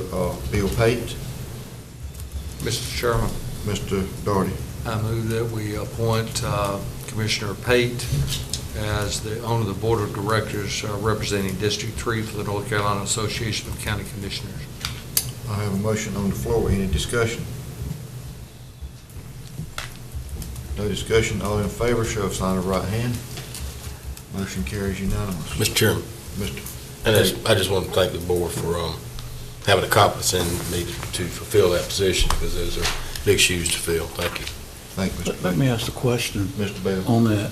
When we appointed Mr. King to that position, it wasn't just the Wayne County Commissioners, it was all of the commissioners in that district. I just wondered. Marcia can tell you. Marcia can tell you. It is Wayne County's time. Each county has 2 years in which they have a district director. And we have another year on our 2-year term of providing a district director. I was just wondering, I was in the meeting when we voted on it, and everybody voted, so I didn't know. Exactly. And it rolls around, what you say, every 18 years? Yes, sir. We only get 2 years out of 18, so. So, Mr. Chairman, Mr. Kamani? before we move on, these are recommendations that you made Yes, sir. as chairman, all right, But we have to take board action on it. all right. Next one is Highway 70 Corridor Commission. The member, I recommend Mr. Ed Camardi, and the executive board, Mr. Joe Darty. Pleasure of the board. Motion to accept, Mr. Chairman. I have a motion on the floor to, on the Highway 70 Corridor Commission for the member to be Mr. Ed Camardi and the executive board, Mr. Joe Darty. Any discussion? If no discussion, all in favor show sign of right hand. Motion carries unanimous. All right, East Point, my recommendation for the position on the East Point board is Mr. John M. Bale. And my reasoning for that is Mr. Bale had served on that before, and what's the pleasures of the board? I make the motion to approve. I have a motion on the floor that we approve Mr. Bale for the East Point position. Any discussion? No discussion. All in favor of motion, show sign of right hand. Motion carries unanimous.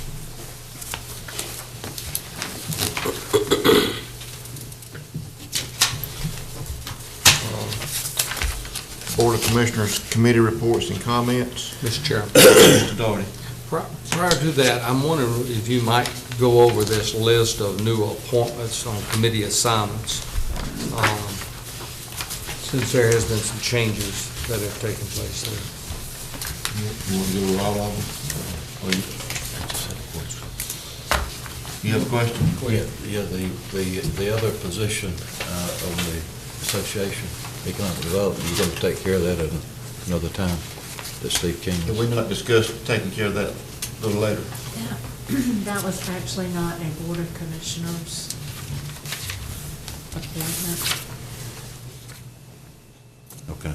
It was an association appointment. Okay, I was uninformed. I was too. Okay, all right. Okay, thank We you. got that straightened out, though. Okay. You want to go down, let's go down this list? Yeah, let's do it. Do you know where there has been a change? Marcia, or do we want to go through the entire list? Just the changes, I know. just the changes will be fine.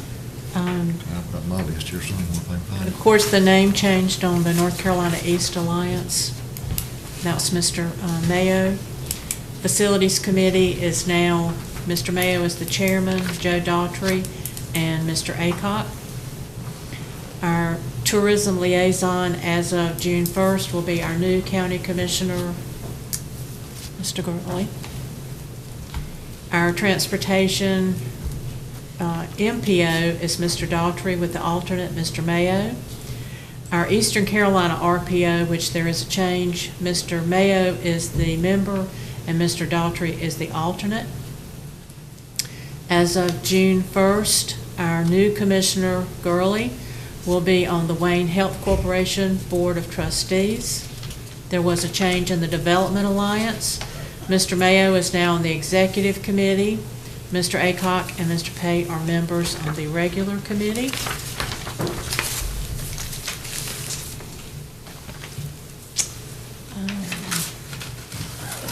As of June 1st, Commissioner-elect, I guess you would say, Gurley will be on the Animal Control Advisory Committee. And you see the months for chaplain, and that's it. And there's still a couple of more positions that we may, when Mr. Gurley comes on board, we may add him to some of the other committees and may possibly create a couple of more committees. But that's my recommendation for the board, and if y'all would like to act on it, that'll be fine, but that's my recommendations for. Well, I think those are your appointments, sir. We don't have to vote on that. I did, but I'm just being courteous. You were being courteous. Yes. Any other questions?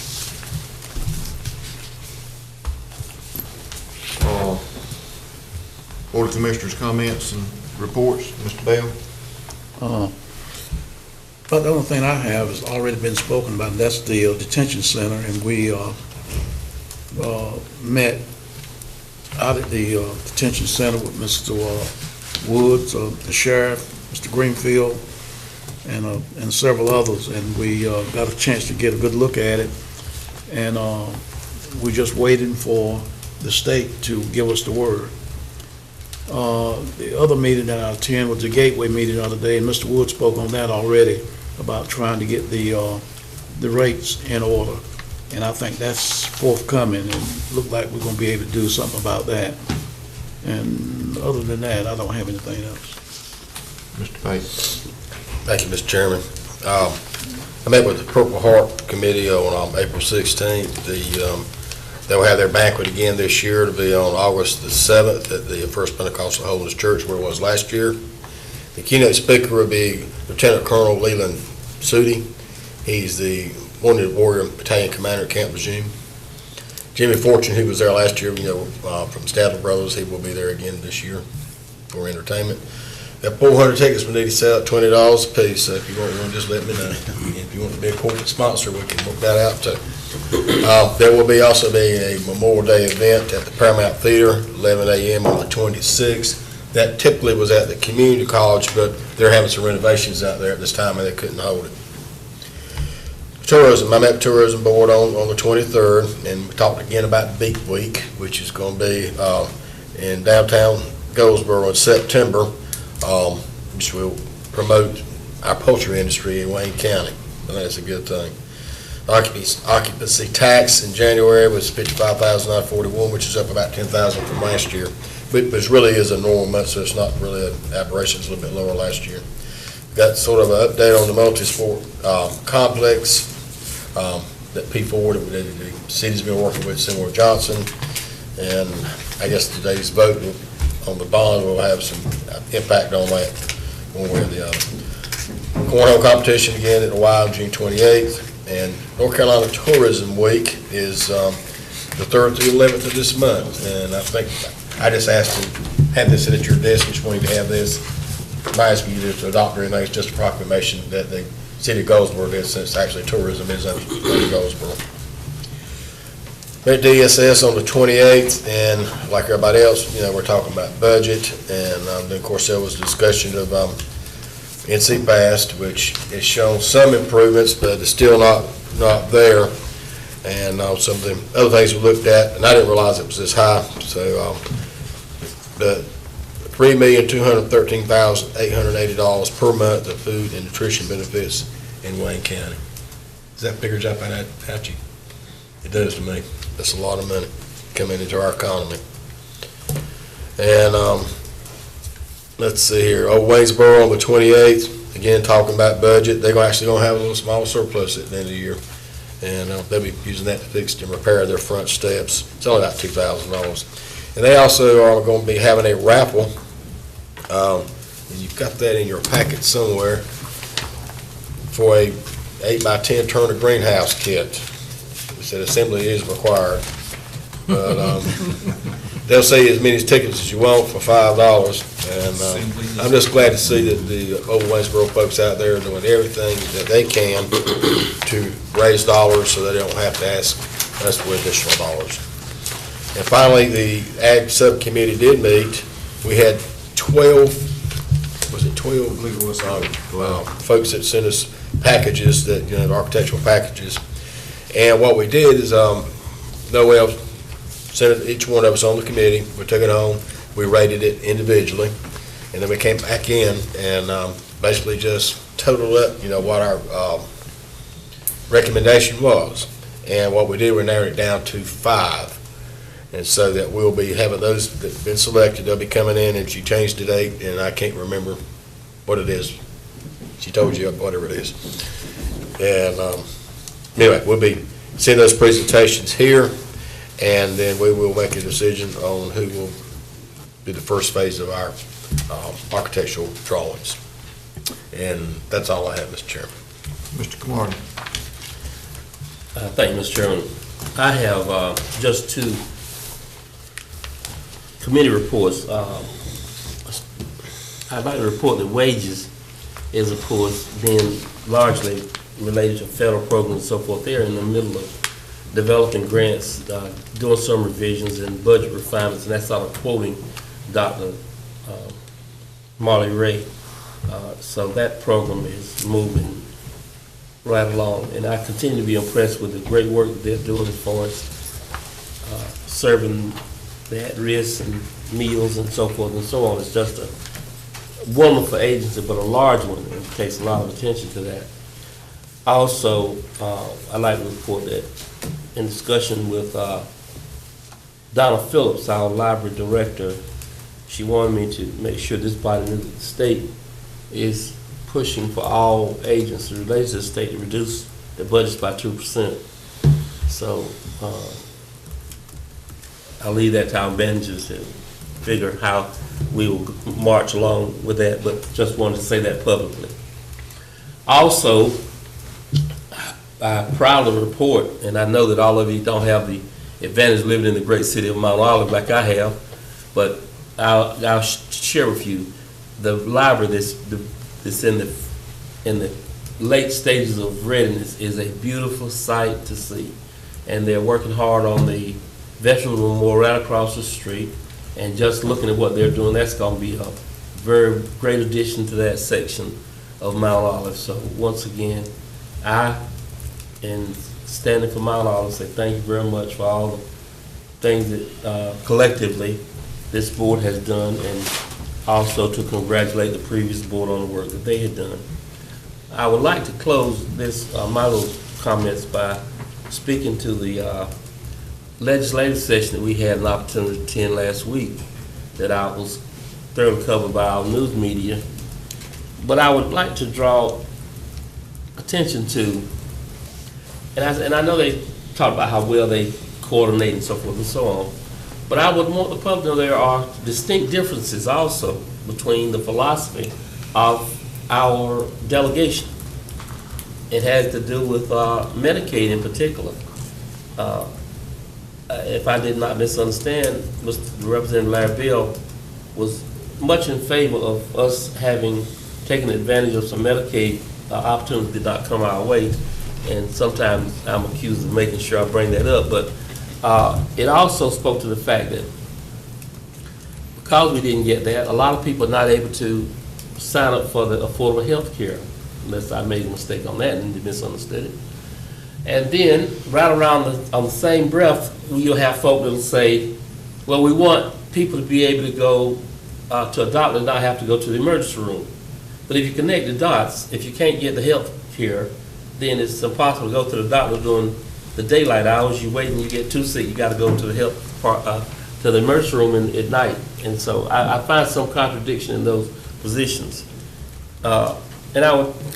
And because I know that the newspaper take real good notes and I don't take nearly as good notes, I would love to see the newspaper really print the differences just for last week on those key issues that were differences, those differences that our legislatures have so that our public can understand exactly how our legislatures represent us. And I would just ask the news media if they would do that. One other thing that was mentioned was the tenure situation, and I think it was brought up, but if it didn't, I was thinking about it so hard, I thought I did. But it was talking about, and I want to say this because I'm a former educator and have had a part in tenure and observing teachers and making decisions about who could stay and who couldn't. This deserves to be said to the public. Good, strong administrators can control, to a large degree, teachers who shouldn't be in the classroom if they are monitored, observed, and so forth and so on. So you do not have to get rid of tenure for 99% of the teachers so that you can call yourself getting rid of those who shouldn't be there. Good, strong administrators who do the appropriate evaluations, turn it into the Board of Education on time, can go through the process, and teachers who should be in the classroom will not be left in the classroom. Now, I'll end with this. The process that the legislators seem to want to do is to take about 25% of teachers and step them aside and give them a special contract. Well, if I was a practicing teacher, I would not trade my tenure for about $500 a year. I would not trade my tenure for that $500 a year. Thank you. Thank you, Mr. Marty. Mr. Doherty. Thank you, Mr. Chairman. We're all thrilled that the small print details have been hammered out between the Board of Commissioners and the Board of Education. We all have worked hard to gain, and will continue to work hard and expeditiously to gain local government commission approval and begin construction on these two schools. I realize that there are many who are concerned at the process, which sometimes seems chaotic, but we found a way to get the job done without undue cost and without a property tax increase. So our efforts are rewarded. This agreement makes a milestone in the authorization of 5 items which have been on the Board of Education's capital improvement plan for over a decade. A special thank you to Manager George Wood. My meetings since our last board meeting included a meeting with the Gateway Board where we discussed the rates, and we're hoping to find a common ground there. A meeting to discuss the economic feasibility study for the completion of I-795 to I-40. I was glad to attend the Ag Center committee meeting where there was a selection process on architects. The Eggs and Issue breakfast to hear from our legislators. And I want to clear up, because there seems to be a good bit of questions regarding a picture of the former commissioner on the News Argus waving his finger at me. And the concern was, what were we discussing? It's budget time. It was regarding the budget of the old Waynesboro Commission. So I've cleared that up. But anyway, I attended the Village of Walnut Creek held a social and a cookout, and we had the Elroy Fire Department demonstrating how they cut an automobile up in order to extract victims, and it was very interesting. In fact, the other interesting thing I saw there was on the ground, they had their tools that they used for that, and those cost in excess of $100,000. So things are not cheap when it comes down to providing the tools for our firefighters. I attended the Faith Baptist Community Leadership Appreciation Service and with many of you, and that was very enlightening. And of course, the Goldsboro Metropolitan Transportation Plan Steering Committee. They are adopting a new plan for the Goldsboro metropolitan area. And lastly, several of us visited the Harnett County Health Department to view their facility. This is the beginning and the first of several visits a committee will make as we begin the process of developing a layout for our new health department facility. A new facility has been in the planning stages for many years and has been put on hold for many reasons. It is now time for us to move forward with a plan as we have done on the schools and the Ag Center. Visiting our health department, you will note that it is inefficiently laid out. For us to provide these services, we need to strongly consider building a new facility. These visits will ensure that we learn the positives as well as the negatives other counties have discovered when they constructed their facilities. And lastly, Mr. Chairman, I suggest that this board adopt a resolution to declare ties are optional effective May the 1st. Thank you, Mr. Chair.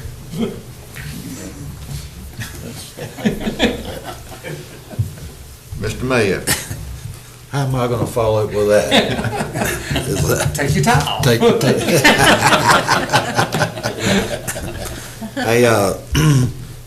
I missed several of my committee meetings due to a death in the family, but I've got a lot coming up this week. But I got a few, on May 1st, I met along with Commissioner Daugherty. He attended the Sanford Hohauser Economic Development Consulting and the Cambridge Systematics discussion in Pikeville as part of the DOT survey of the impact of 795 I-40 and the Highway 70 bypass.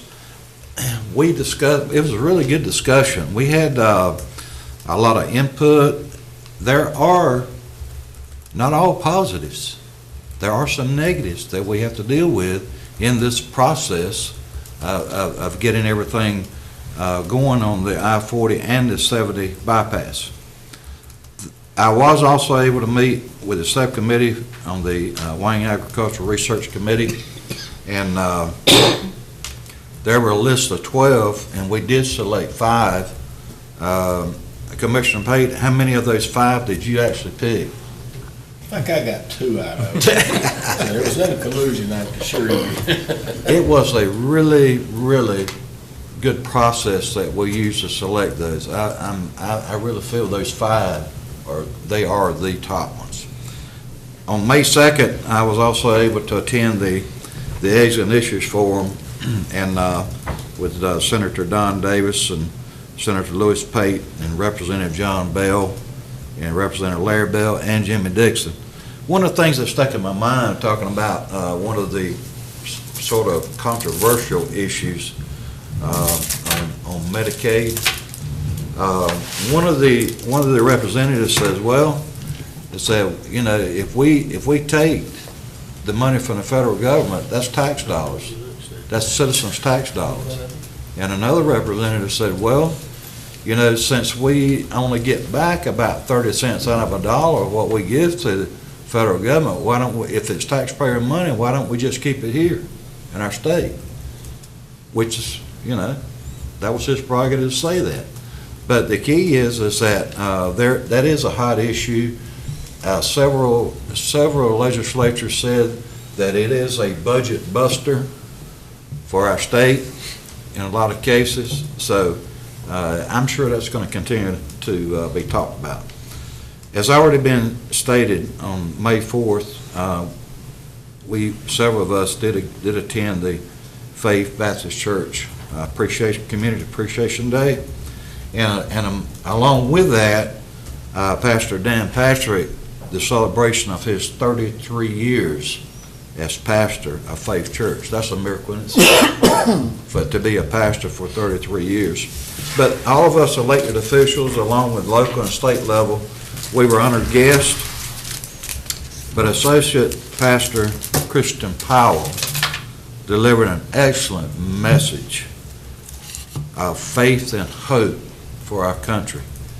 You know, we hear all the bad news and all of everything on the news most of the time is negative. There are some good things happening in our county, our state, and our country. Sometimes you have to look for them pretty hard, but they're there. So I do appreciate that day. It was a blessing to me and my family, and just looking forward to moving forward and just serving the community as we are as a board and doing the very best that we can do. Thank you, Mr. Chairman. Thank you, Mayor. I'll keep mine brief. For the ones if they're still listening and watching, today is election day. I encourage you to go cast your ballot. The primary usually has a light turnout, but it's very important, so I challenge you to please go vote. Also, tomorrow at 9 o'clock, let's don't forget the law enforcement dedication out at the college, where our fallen law enforcement officers, and we did lose a very important law enforcement member of our family this year, not in the line of duty, but we did lose one. I also attended the Eggs and Issue out at Lane Tree with our elected representatives. Thought that was very informational. Also, last week I had the opportunity of being in Mount Olive for something, so I went by and took a look at the library, and that's quite impressive. It's looking quite well. I think probably we're on target to open sometime in June.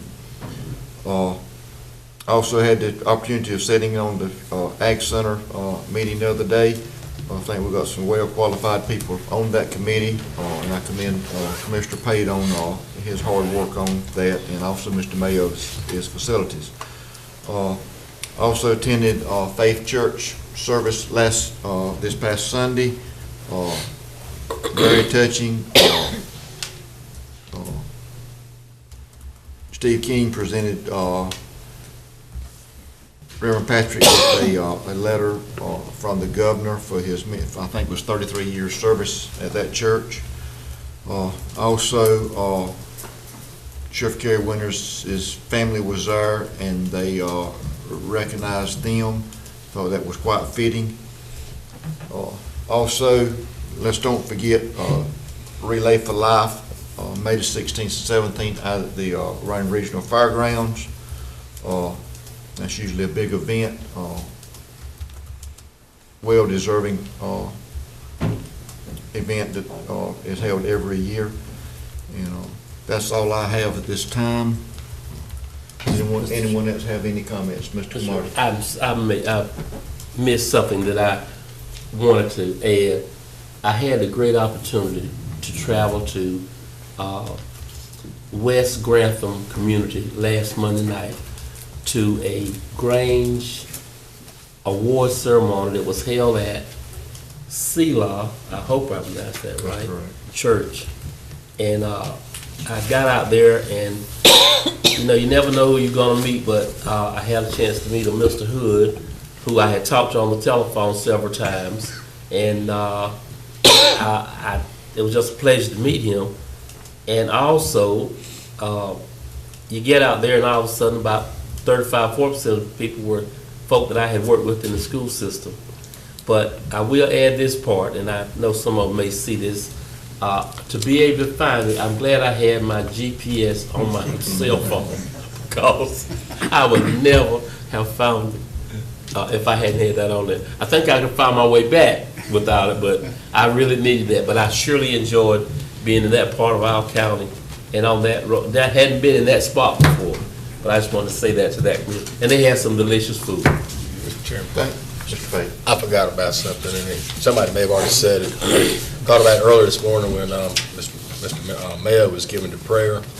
We had an important event happening in this country. The Supreme Court ruled 5-4 vote that prayer before meetings such as this is the law of the land. Thank you. Thank you. And I thought of two more things too. We'll get out of here in a minute. I had the honor of attending the National Night of Prayer service out at the Y, and I'm going to make Mr. Bell's head really swell up this morning. He has told us several times about his grandson that plays the piano. His grandson performed and did the playing there, and that is a talented young man. I know he didn't get it from his grandfather, but that is a talented young man, Mr. Bell. Thank you. And let's see, I had one more thing. I've already forgot it. I also attended the awards at the Grantham Grange. They recognized military people, fire departments, educators. But one thing I was kind of disappointed on, we had one elected official that showed up and ate and left. I won't call him names. But that's all I have. Thank you. Mr. Chairman. Mr. Bailey. I'd just like to ask the board to consider looking at an alternative location for the jail, because there's no guarantee that the state is going to give us that building at Wayne. So we need to be prepared to, Need a backup plan. Need a backup plan. Well taken, and I think the board agrees on that, and I think Mr. Wood in his work with the architects and all, I think that the backup plan is in in that process, correct? Yes. Yes, okay. Yes. Anyone have any comments? Mr. Chairman, I move we adjourn. One other thing, and I forgot, I should have said, you got the old timey days at Seven Springs this Saturday for those who want to come down there. And Stephen Potter said he would be our tour guide if you wish to come. Thank you. Lost my sheet. I have a question for Mr. Doherty. He was talking about those tools they were using to cut into the cars and everything. Was that acquired through a nonprofit? No, I don't think so. I think I Oh, can, you tried to stir, I move we adjourn. I think I can speak on that, Mr. Bill, with my limited years in the fire service. They were acquired with taxpayers' dollars. I have a motion on the floor, we adjourn to go eat lunch. All in favor, show of sign of right hand. We're adjourned. No, after this.